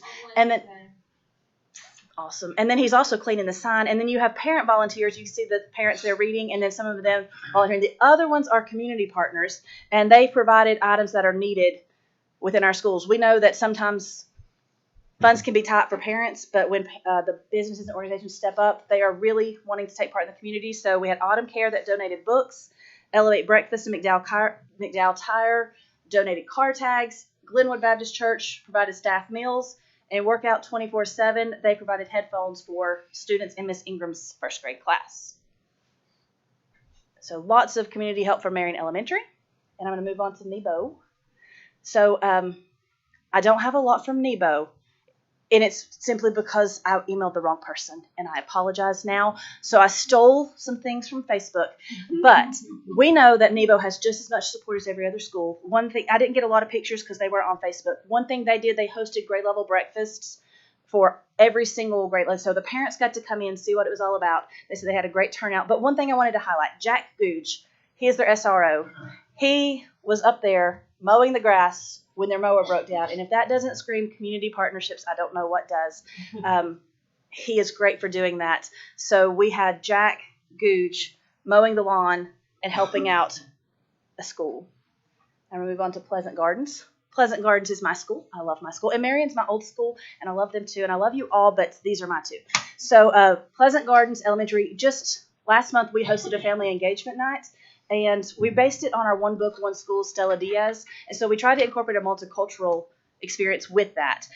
We invited community partners such as Centro Unido. I'm not saying that right. I know I'm not. But they came out and set up booths, and we had lots and lots of engagement with the Hispanic and the Latino community. They came in. Say it again. Kula. Okay. Central Unido Latino Americana. I'm horrible. I need Chloe here to say my Spanish. But they came out, and we, you can see Ms. Hageman helped organize that part of it. And then each group set up a booth. We had community partners who donated things to make our campus look beautiful. We had PG Produce, Spencer's Hardware, and Lowe's. The campus was absolutely stunning to look at that day. We had photo booths set up, and then not only we had that one night, but we have Pleasant Gardens Baptist Church. They host our Good News Club every Tuesday, as well as Tribe Tutoring. And then we have other volunteers that volunteer on a weekly basis, Tammy Walls, Connor Vest, Brenda Killo, Donna Messer, and Chloe Phillips. And the thing I love about Brenda Killo is she is a retired teacher. She taught my husband, who's sitting back there, when he was in first grade a long time, so now she's coming into my classroom and working with my kids. So these partnerships last. They're great. We have Old Fort Elementary. This year, Old Fort has 2 student teachers from Montreat College, and they host the MHS Student Mentors. And I know that anyone who got to go to the event on Saturday probably saw lots of partnerships that are hosted at Old Fort Elementary and the things that are coming together there. I'm going to move on to West Marion. West Marion had quite a few events where they were involving the community. They hosted an event at Highway 55. They hosted a Pelicans night. So all of these were to bring the community in and to raise funds for their school. So we have Highway 55. We have Pelicans. They had a night at Domino's where they hosted and got some funds for their school. And then they also talked about their fire prevention month, and they had the fire department that came out, and they brought the smoke trailer, and the kids got to experience that. And so lots and lots of community partnerships at West Marion. You can see the kids there having lots of fun. You see Miss Green, she's there hanging out as Jasper Rabbit, Creepy Carrot, to me who's ever read that. So one thing I love that anytime you look on Facebook, you're going to find Miss Green dressed up in all kinds of crazy costumes. She's one of my good friends, so I just love her. And she's more outgoing than me. I'm not a costume person, but she wants to make it fun for the kids. And then finally, I think this is finally, we have North Cove Elementary. And North Cove recently held their National Grandparents' Day. They had over 200 parents or grandparents come in. And then they also had their Title I open house night in September and invited the fire departments to host a fire safety session. And then the U.S. Forest Service visited the pre-K through 2nd grade and brought Smokey the Bear. And finally, the high school student council visited 5th graders for some team building activities. And then McDowell High School has also adopted some of their kids and paired them with a big brother or big sister to meet with them monthly. So basically, I tried to go really quick on that. I have the slideshow. I will share it with everybody if you want it. But our community is amazing. We have so many partnerships. We can't do it alone. Teachers cannot, administrators cannot do it alone. The kids are what's important. If we don't have the whole community backing us, the kids are not going to get what they need. So reach out to your local schools. School board, thank you for your support. Thank you for showing up to the events that we host. And I know you guys probably get invites probably on a daily basis. You're probably going to have a bunch for next week, Veterans Day. Pleasant Garden is hosting Veterans Day, having a program at 9 o'clock on Thursday. If anybody wants to come, we would love for you to be there, as I'm sure all the other schools are. But just reach out. Take a part. be in those schools, I promise you're going to see amazing things happening with the kids. You're going to see teachers working extremely hard. You're going to see administrators working really hard to serve the students in the best capacity possible. So thank you, board, for always supporting us, and thank you, community, for standing behind us. Miss Phillips. Miss Phillips, could you please send me the slideshow because I do the radio thing on Wednesdays? Thank you. That was great.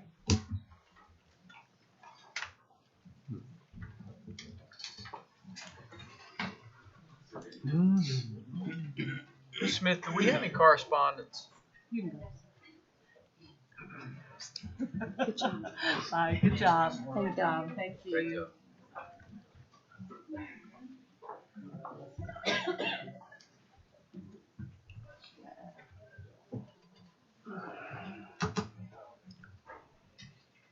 And we do have one request to address the board. Mr. Jason Garner.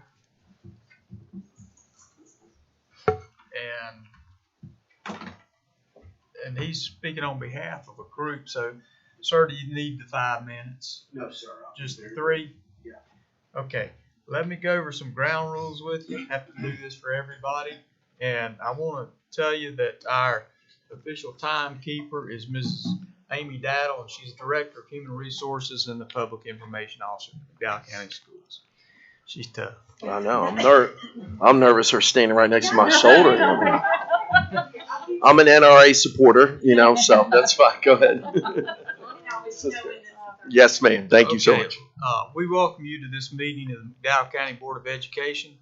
Pursuant to General Statute 115C-51 and Board Policy 2310, you are invited to address the board through public comment. Citizen public comment is a time for you to address the board. It is not a time for debate or a direct question and answer period. Board members will not respond to you except to request clarifications of your points. However, incorrect or misleading information may be responded to at the direction of the board chairperson. Except as provided herein, you are allowed to address the board concerning any topic that is within the board's jurisdiction. Pursuant to confidentiality concerns and matters related to due process, the board will not hear issues or concerns, either positive or negative, regarding specific employees or students. If you have concern about an employee or student matter, please contact or see the superintendent after the meeting. Please be respectful when you address the board. Disruptions by any person or persons of a public meeting are unlawful and can result in removal from the meeting. You're allowed to speak for no more than 5 minutes. And of course, you're representing the group, so you go ahead and speak, but we have to take a vote on it first. Yes, sir. And we'll approve it, and then you can have your 5 minutes or however long, up to 5 Yes, minutes. sir. Okay? So at this time, I'll entertain a motion to allow Mr. Garner to speak. So move. I'll second. Okay, Brian.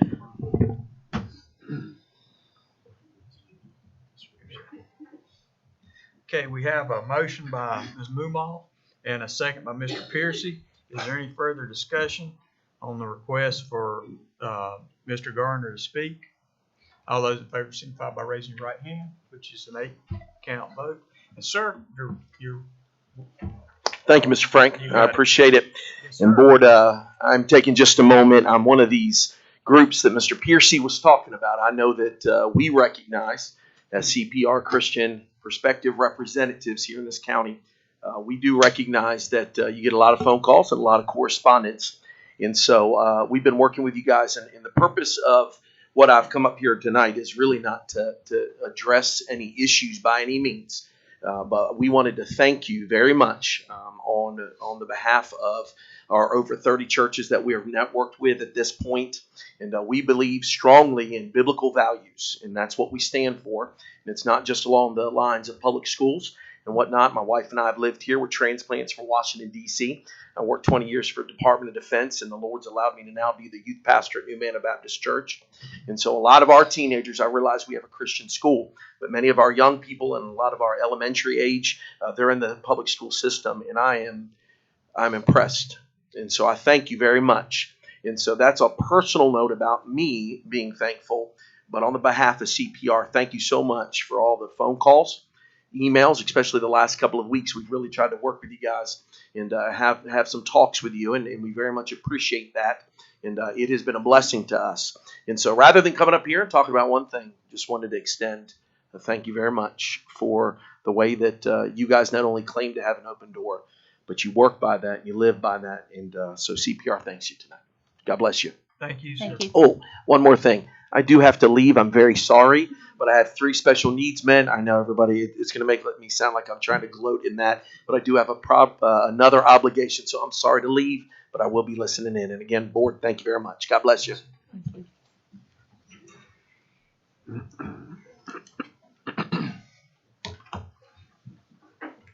Mr. Oliver, unfinished business, sir.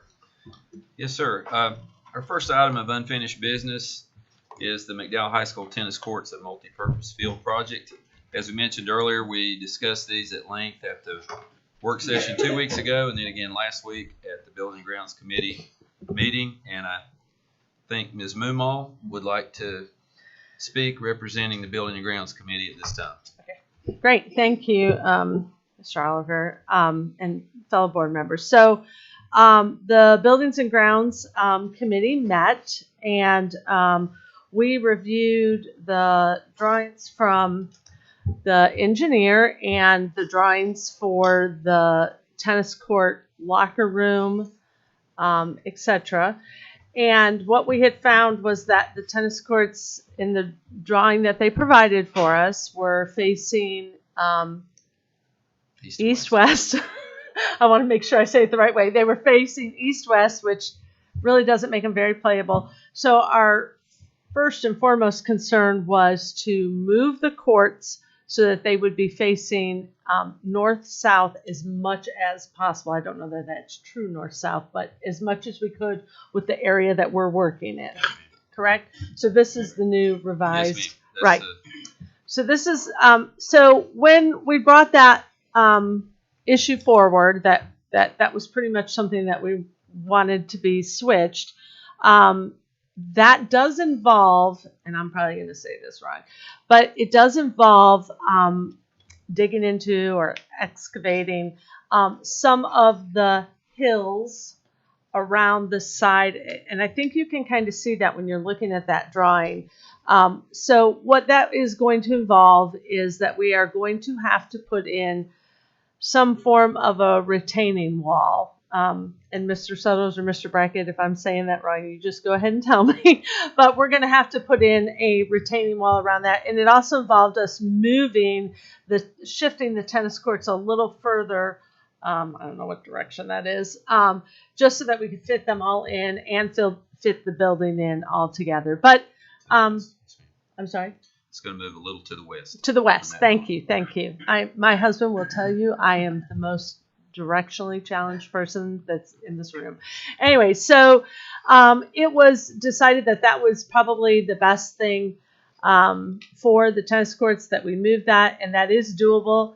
That will probably be at an increased cost for putting in those retaining walls, but it was pretty much decided that, you know, if we're going to do this project, we need to do this project right. We've postponed this enough that that's probably what needs to happen at this point in time. So we went through and looked at the building as well. I'm going to call it the locker room. Can I call it the locker room and bathrooms building? Yes, ma'am. Storage. And it's. Did we have a picture of that? It's part of this. We don't have a. Oh, okay. It's a really nice. It's a really nice building. I will tell you, we had our athletic director there. And our assistant athletic director there.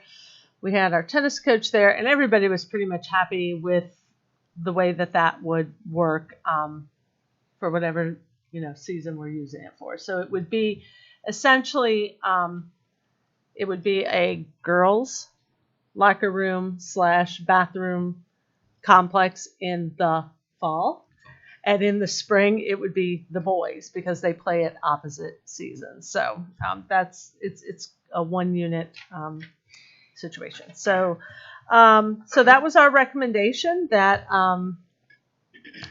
we go ahead and move those, shift the fields, use the building that the architect has designed.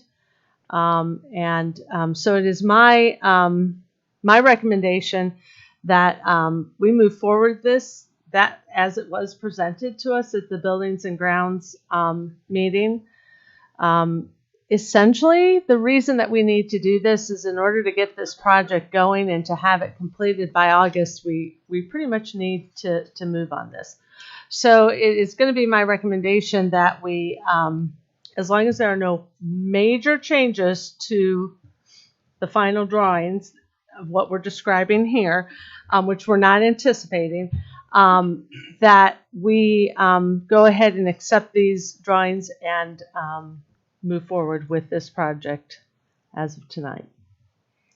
Okay, let me say this on behalf of the board.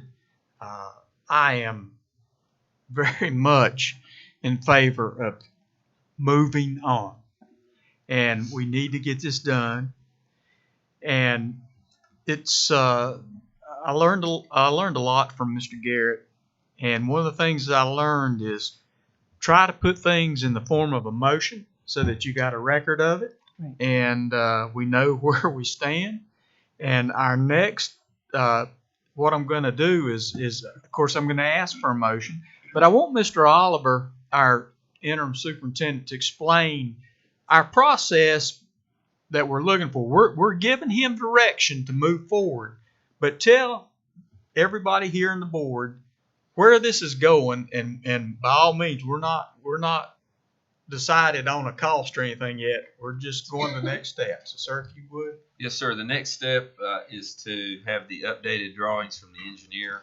Once those are finalized, we'll get another look at those, and then once they've been accepted, the engineer will take those plans, and those will have to go through local site approval, and then they have to go through state level site approval as well. And once that has been completed, then it could be bid out to the actual construction companies who we hope will bid on the project. Okay. Is there any questions prior to making a motion at this point? And then we'll open it up for discussion. But is there any questions from Mr. Oliver? Okay. I do have a few other things, but sure, I can add that into the discussion. No, go ahead. Well, what I was going to say is I think that I also want to take an opportunity just to clarify, because it has taken us a while to kind of come to a conclusion on this tennis court complex. Let me put it that way. And I think it's important that we kind of look at a little bit of the history of what has happened. Prior to 3 of our board members that are on here currently, we had developed, McDowell County Schools Board had developed a 3-phase plan for our athletic complex. The first phase was to redo the stadium and the field and well, you couldn't see the steps, but we did redo those steps and reinforce them, the stadium. The second phase was always the tennis court and then a multi-purpose field where the current tennis court is now. And the third phase was a field house revamp, which is really beautiful. And at some point, it'd be great to look at those and show those to everybody too. But I think it's really important that we acknowledge that when we bring new board members on board, new ideas come to light. And Mr. Suttles, I think you have done an excellent job bringing forth that the softball complex also needs a lot of work. And he's brought forward some good drawings of some things that we can do to improve that softball. So it is also going to be my recommendation that as a board, that we turn around and really look at that in that decision-making process with new insight, with new perspectives, and see, do we want to change that kind of outlook that we had kind of in the back of our heads of the field house being after we finished the tennis complex, but maybe instead re-looking at that. So it would be my suggestion that we as a board gather at the next work session and kind of come up with what that strategic athletic capital outlay looks like and what comes next, so that we're all communicating kind of on the same page. And I think that might help with preventing future delays and maybe helping us move a little quicker. Because as we've seen, we've tried to be really comprehensive and looking at all these different options, but the cost of things keeps going up. And so I think it's really is at this point to our benefit to go ahead and move forward. As you said, that process, Mr. Oliver, that you just explained, that would happen, so that we can get these to bid as quickly as we can. And we do know that the tennis court complex, I keep calling it a complex, and it's the multi-purpose field. We know that is going to be a costly project, but at least once we get that out to bid, we'll have a much better idea of what that final cost is going to look like.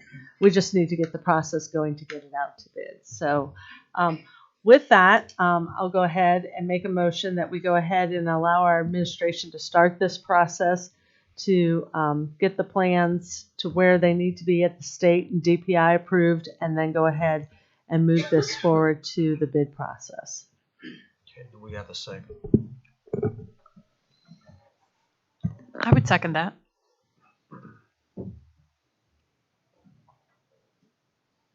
Okay, we have a motion by Ms. Mumal and a second by Ms. Pupo to move forward with the McDowell High School tennis court project. And as Mr. Oliver has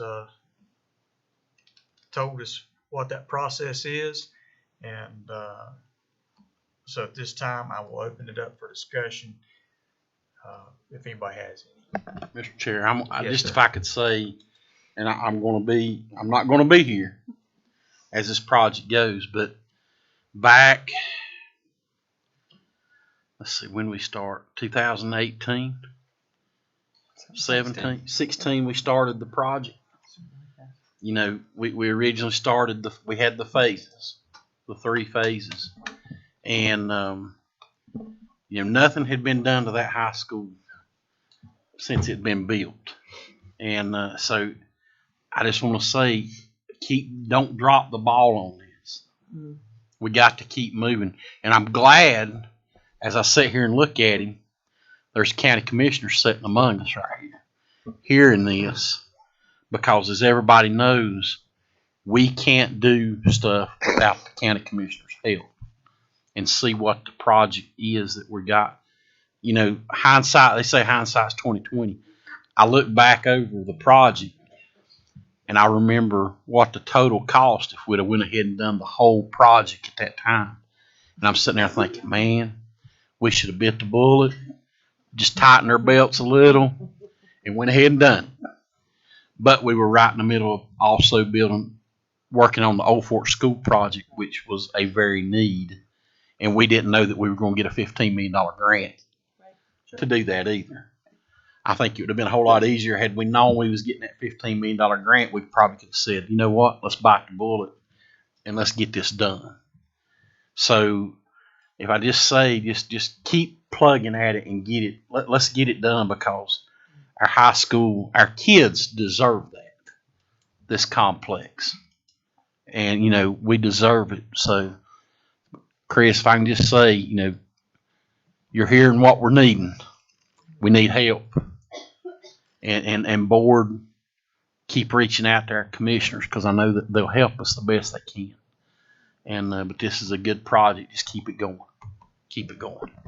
Is there any further discussion? Just a quick question. Mr. Oliver, what kind of turnaround time would you anticipate on Department of Public Instruction's engineering approval? Best case, once it gets to them, best case is probably 30 days. Okay. Local could be a lot quicker than that. Sure. But the DPI process is probably best case 30 days. Okay. The engineer believes he can have the updated drawings that came out of last week's meeting back to us before Thanksgiving. Good. So that's the goal right now. Mr. Suttles, you had something? Yeah, the only thing is, like, I want to this thing to move forward, and let's do it. I apologize for not being at the meeting the other day. I was deer hunting. That's my love. Other than my wife, that's my next love, and my kids. So, God, wife, kids, deer hunting. So, right here we got 20 feet. My only concern is this right here. If we can cut that down and kind of use kind of the walkway to go around the backside. I think I was at every tennis match but 2 this year. And always ended up sitting in the grass somewhere. And it worries me a little bit because there's a bank back here that people could fall off of. But if my kids are playing on these courts here and I'm sitting over here, I'm looking through a match to try to see my kids. And people don't like that. So what they're going to do, they're going to walk around here in the grass and set their chairs off and puts us in a little bit of a liability situation. So I would say instead of 20 feet right here, cut that back and add the same thing on the other side for a walkway about the same length. Your cost doesn't change because you're cutting this concrete in half. And you're adding that for a chance for somebody else to see on the other side. Yes, sir. That's absolutely true. That was one of the reasons that when the engineer and the architect first came back, they had the courts oriented the other direction so that wasn't the case. But with the directional issue that we had, that you don't want tennis courts going east-west, that's why that changed. But we can certainly request that adjustment. And I totally agree with you. Okay, we move forward. Okay, is there any more discussion? Okay, I am Mr. Brackett. I thank you for the field down there, the work we did on it, and like Brian said, probably been 40 years since anything been done. We had a track we couldn't even run on, but we got one now, and we're gonna have good tennis courts. And I thank everybody here for working on this. At this time, all those in favor of the motion signify by raising your right hand, which is a unanimous 8 vote. And I want to thank this committee very much for pushing it forward. Let's not stop. Whether I'm here or not, let's go with it. And Mr. Oliver, the elementary school facilities and capacity studies, sir. Yes, sir. I had a good conversation today with Dr. Watson. He calls me weekly, regardless of where things are. He is moving forward at full pace, working on his part of the project. Dr. West, who does the enrollment and population studies part of the project, he is currently having some health issues. So Dr. Watson informed me that the final report, we had hoped we would have it in January. It may be March because he's having to pick up both parts of it right now. And I don't see that as a huge issue. Doesn't change the cost. We really don't have a target date for being able to use that data. So the data is going to be used to create decision points for future decisions down the road. So I don't see that being a huge issue. Okay. But I wanted to let you know that that's what Dr. Watson had shared. But he's making a lot of progress throughout the county. I know he's met with all the elementary schools. He's going to be meeting with Ms. Hamby and Ms. Delaney on Wednesday to look at the Office of Early Learning issues that impact each of the elementary campuses. Well, whenever you're proactive, and this is being proactive, you have growing pains, and we're just glad we got those pains right now. Sure. Sir, if you go to item number 11 on the agenda, new business. So new business. Last week we got some great news. One piece of that news came from DPI and the Safer Schools program through DPI. And the other great news came from the Dogwood Trust. And I'm going to let Ms. Hamby share with you all the great news we got last week. Thank you, Mr. Oliver. Good evening. It is with great excitement that I stand before you this evening. I do have several folks that I want to recognize throughout these comments. So, as Mr. Oliver mentioned, we did receive a grant from Safer Schools, and this grant covers our SROs and also it's a safety equipment grant as well. Dr. Lloyd Cutherberson and Miss Ashley McCart has worked very hard to secure this grant for our school system. The total funding for this grant was $658,500. This will employ 11 school resource officers at our 8 elementary schools and 3 middle schools. This is a reoccurring grant automatically for as long as they have funding. We also wrote for some additional needs. They took input from each of our schools, and for the schools that responded back to the survey. And I want to review the equipment grant in which schools and what they are receiving. So Eastville Global Magnet School will receive double-keyed locks, cameras, and fencing for the back of their school. Marion Elementary will receive 30 two-way radios. Pleasant Gardens Elementary fencing for the play area and 10 stationary cameras. North Cove window film and 5 cameras. East Middle will keypad locks and 10 cameras. And McDowell High School, 8 two-way radios will be provided. This is non-reoccurring for equipment, but we're also eligible to reapply annually as funding becomes available. So just a little over $500,000 there. So thank you to our team that worked on that. And we are super excited to be able to focus on the safety and the security of our campuses. Mr. Spivey also helped with that process greatly, so thank you. Thank you, Mr. Spivey. I didn't mean to leave you out, sir. Up next, it is with great excitement that I stand before you to talk about one of my greatest loves, and that's Universal Pre-K. Universal Pre-K, of course, is a program that, with the blessings of the board, that we implemented in the midst of a pandemic. And this allows us to provide preschool opportunities to all students that are age 4 on or before August the 31st at no cost to families. When we implemented this program, we basically walked out on faith, and we wondered how in the world we were going to cover the cost of providing preschool for each of the students in our county. But with the support of the board, some federal funds, some state funds, we were able to make that happen. Once again, we were back walking on faith again, wondering how we were going to pay for it for another additional year, because it cost us a little over $100,000 per classroom, and that's just for the staff. So with the help of Lori Smith, Dr. Carrie Delaney, and I am so excited to be able to recognize Carrie as Dr. Delaney, and with the blessings of Mr. Oliver, we were able to write a grant for the Dogwood Trust. We were awarded that grant last week in the amount of $499,800. And so that will allow us to have our first payment of $249,900 within the next 30 days. And then we will receive another $249,000 next year. So I stand before you with great news and great blessings that McDowell County Schools has been awarded $1,158,300. Woo!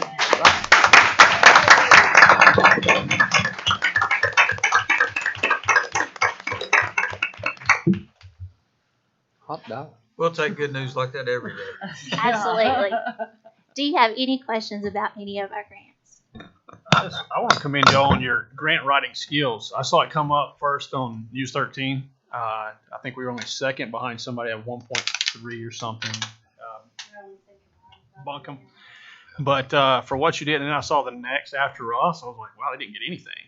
So I really commend you guys on doing that and doing it to make our schools safe too, because that money we know is going to do that for a fact. So thank y'all all for doing that, and I commend you on your skills for writing it. Thank you. Absolutely. Thank you. Thank you, Ms. Hamby. Thank you. Great job.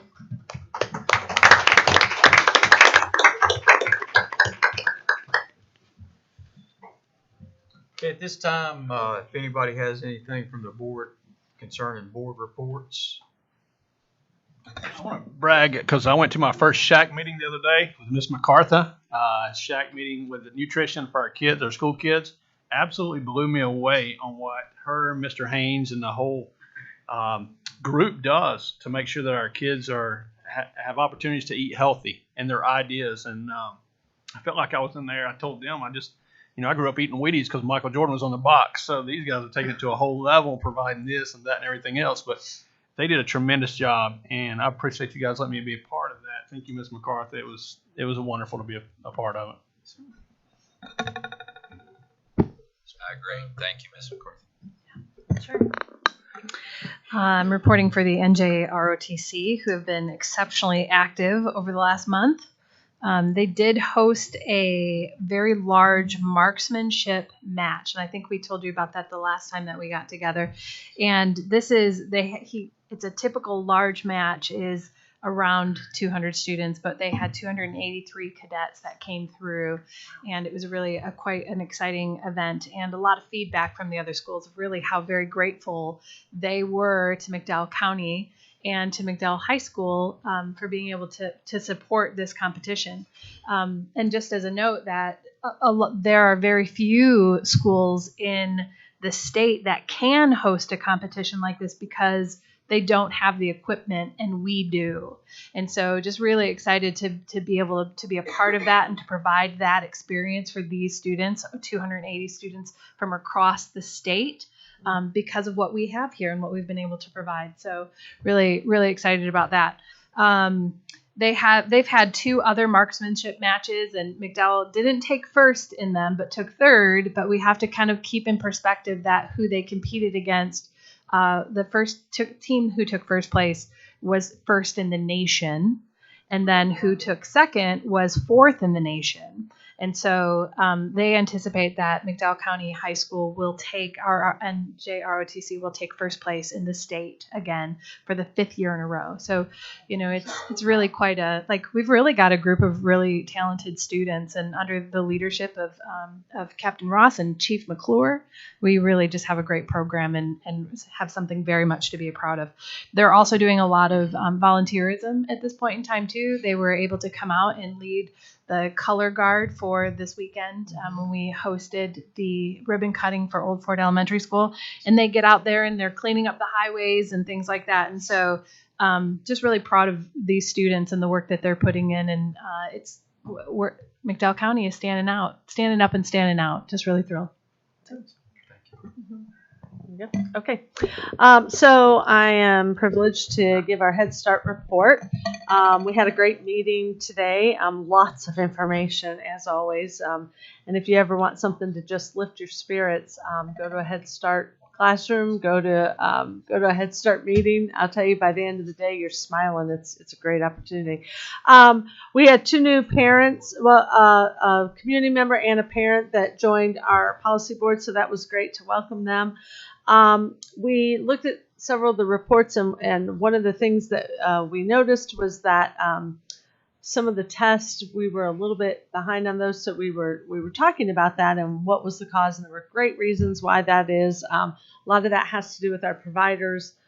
They can only do so much per time that they see the kids, but that led to this fabulous conversation about our medical mobile clinic that is going around our county. And boy, the Head Start staff just could not say enough about this mobile clinic and the resources that they're providing to our students, not only at Head Start, but all of our schools, if need be. Dental services are being provided.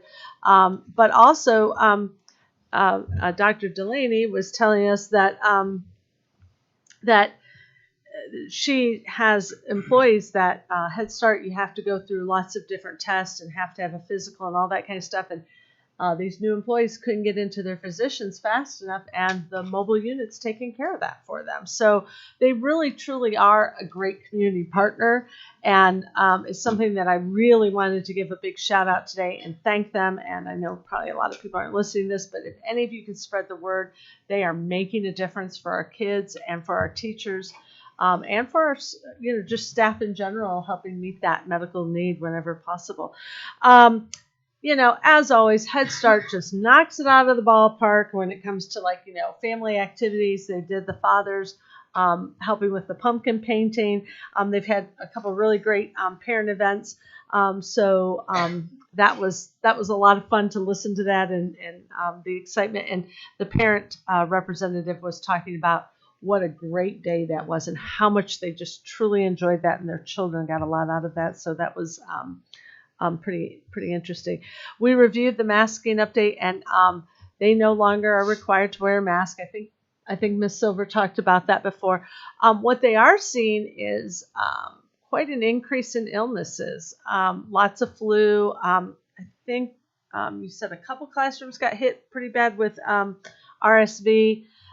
So they are, she said there's definitely some parents and teachers that are opting to mask back up, just trying to keep those kids in the classroom as much as possible. So, but it is 100% voluntary. It is no longer a mandate. So that's a relief, because that way it gives parents that option to choose whatever they feel is best.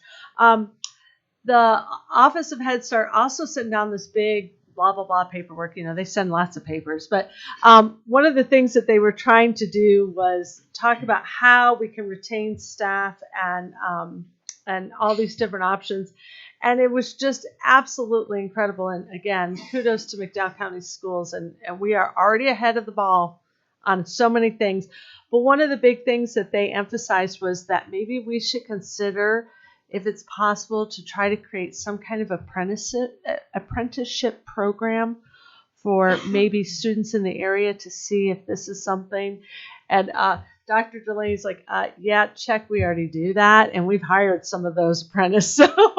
So, you know, we have a lot of bragging rights here in McDowell County, and Head Start's one of those that we can get to, you know, really show the rest of the state how well we are doing and the things that we are accomplishing. So lots of other stuff, you know, and I won't get into it about budget and new spreadsheets, but I just want to assure each and every one of you, as one of the board representatives, Head Start's on top of things. They are definitely not behind things. In fact, they're definitely leaders, and they keep things rolling. But I want to piggyback on what Ms. Hamby said, and I was really moved today by the Head Start team when they took the time, and none of us knew that Ms. Delaney was working on her PhD, but she recently defended her dissertation and got the great news that it was accepted, and so she has earned her PhD in psychology,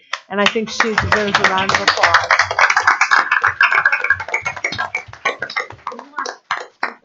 So congratulations, and we're just really proud of her, and you know, again, just another reason why Head Start's just blowing it out of the water. So thank you. Mr. Frank, forgive me. I forgot something about NJROTC that's important, and because it's a special invitation.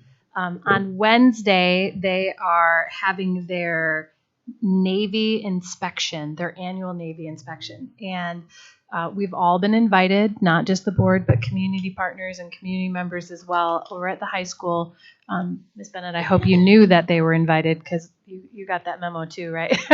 So that starts at 8:20. This was actually sent in military hours, and so I don't really know how to say that. 8:20 a.m. for those of us who don't speak military. Yeah, it's actually 2012, right? Yep. So 8:20 in the morning. It'll finish up at about 9 a.m. and everybody is welcome to come. Where is it at? It is at the high school.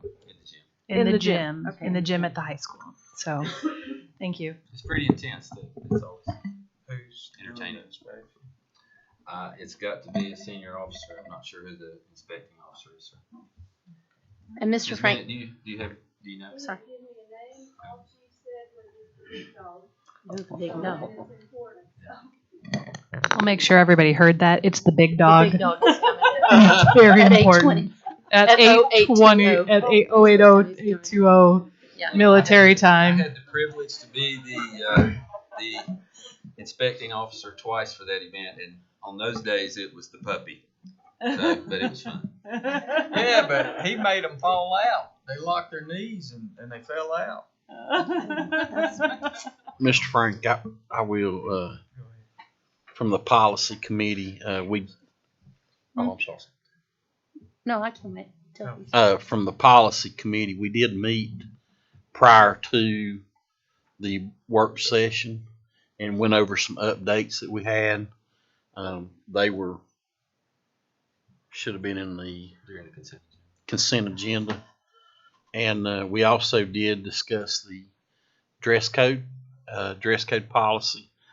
We had Miss Widman, not sure she's here, and Miss Robinson from MEC representing the middle school and high school principals, and got their input. So I encourage the policy committee going forward to continue working on that.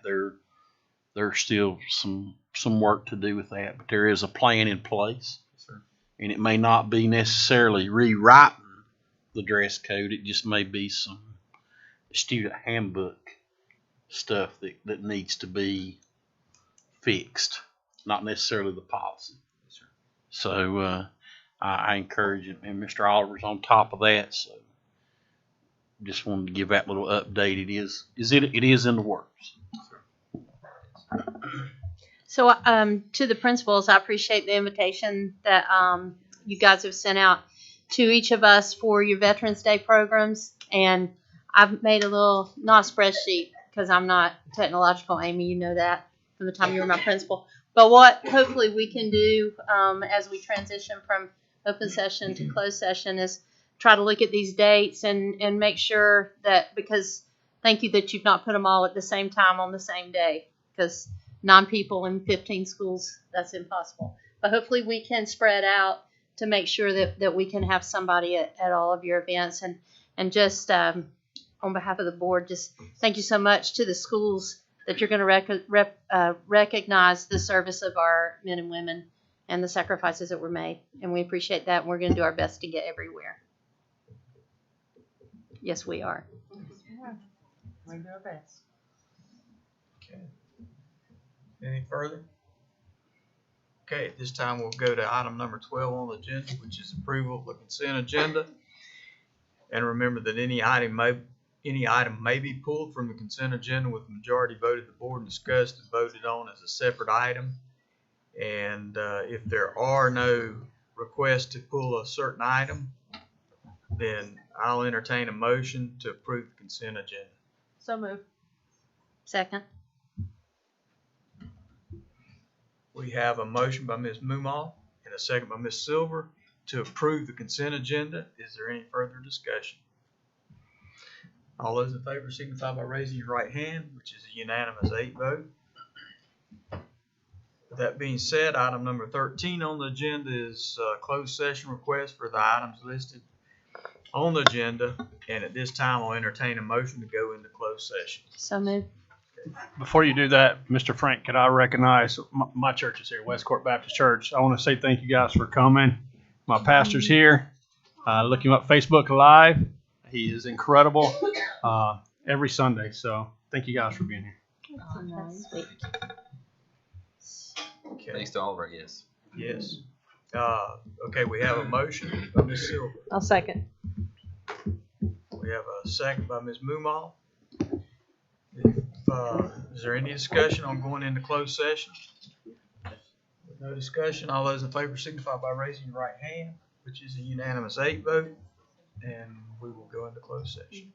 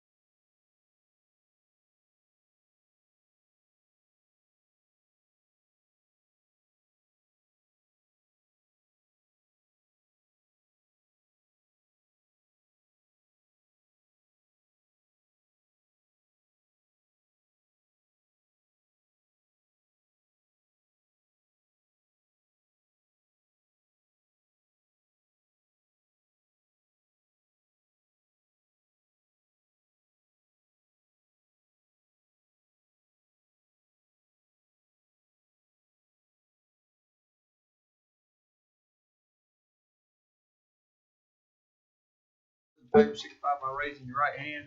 If there's no further discussion. Do you want this or this? He's done. It's official.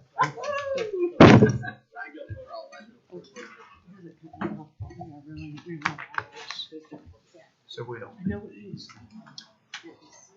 Okay.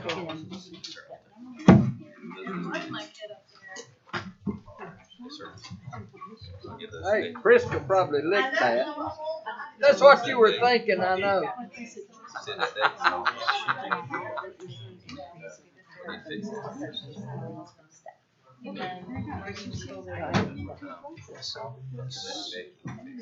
Sorry.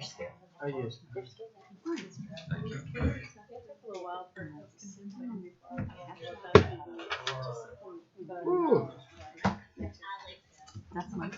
Yeah, well, you've done it. Suzanne is on vacation, but I have talked to her at length. I think she was ashamed to show up today after she got. Well, that could be true. That could be true. I know she's smart over that. She's hurt. Are we back live? Okay, I'll entertain a motion to take action on the closed session items, personnel considerations. Make a motion to accept personnel, non-certified and certified as presented. Okay. I need to add the. It's part of the It's part of the report unless you separate it. Mr. Brackett. You second it? Okay. We have a motion by Mr. Piercy. We have a second by Mr. Brackett to accept the personnel considerations, both certified and non-certified. Is there any further discussion? All those in favor signify by raising your right hand, which is a unanimous 8 vote. I want to make a quick announcement that the North Carolina School Boards Association Annual Conference, Corey Center, Greensboro, Sunday. We're going to leave November 13th. It's through Wednesday, November 16th. And we'll be sending out an email what time we want to meet here.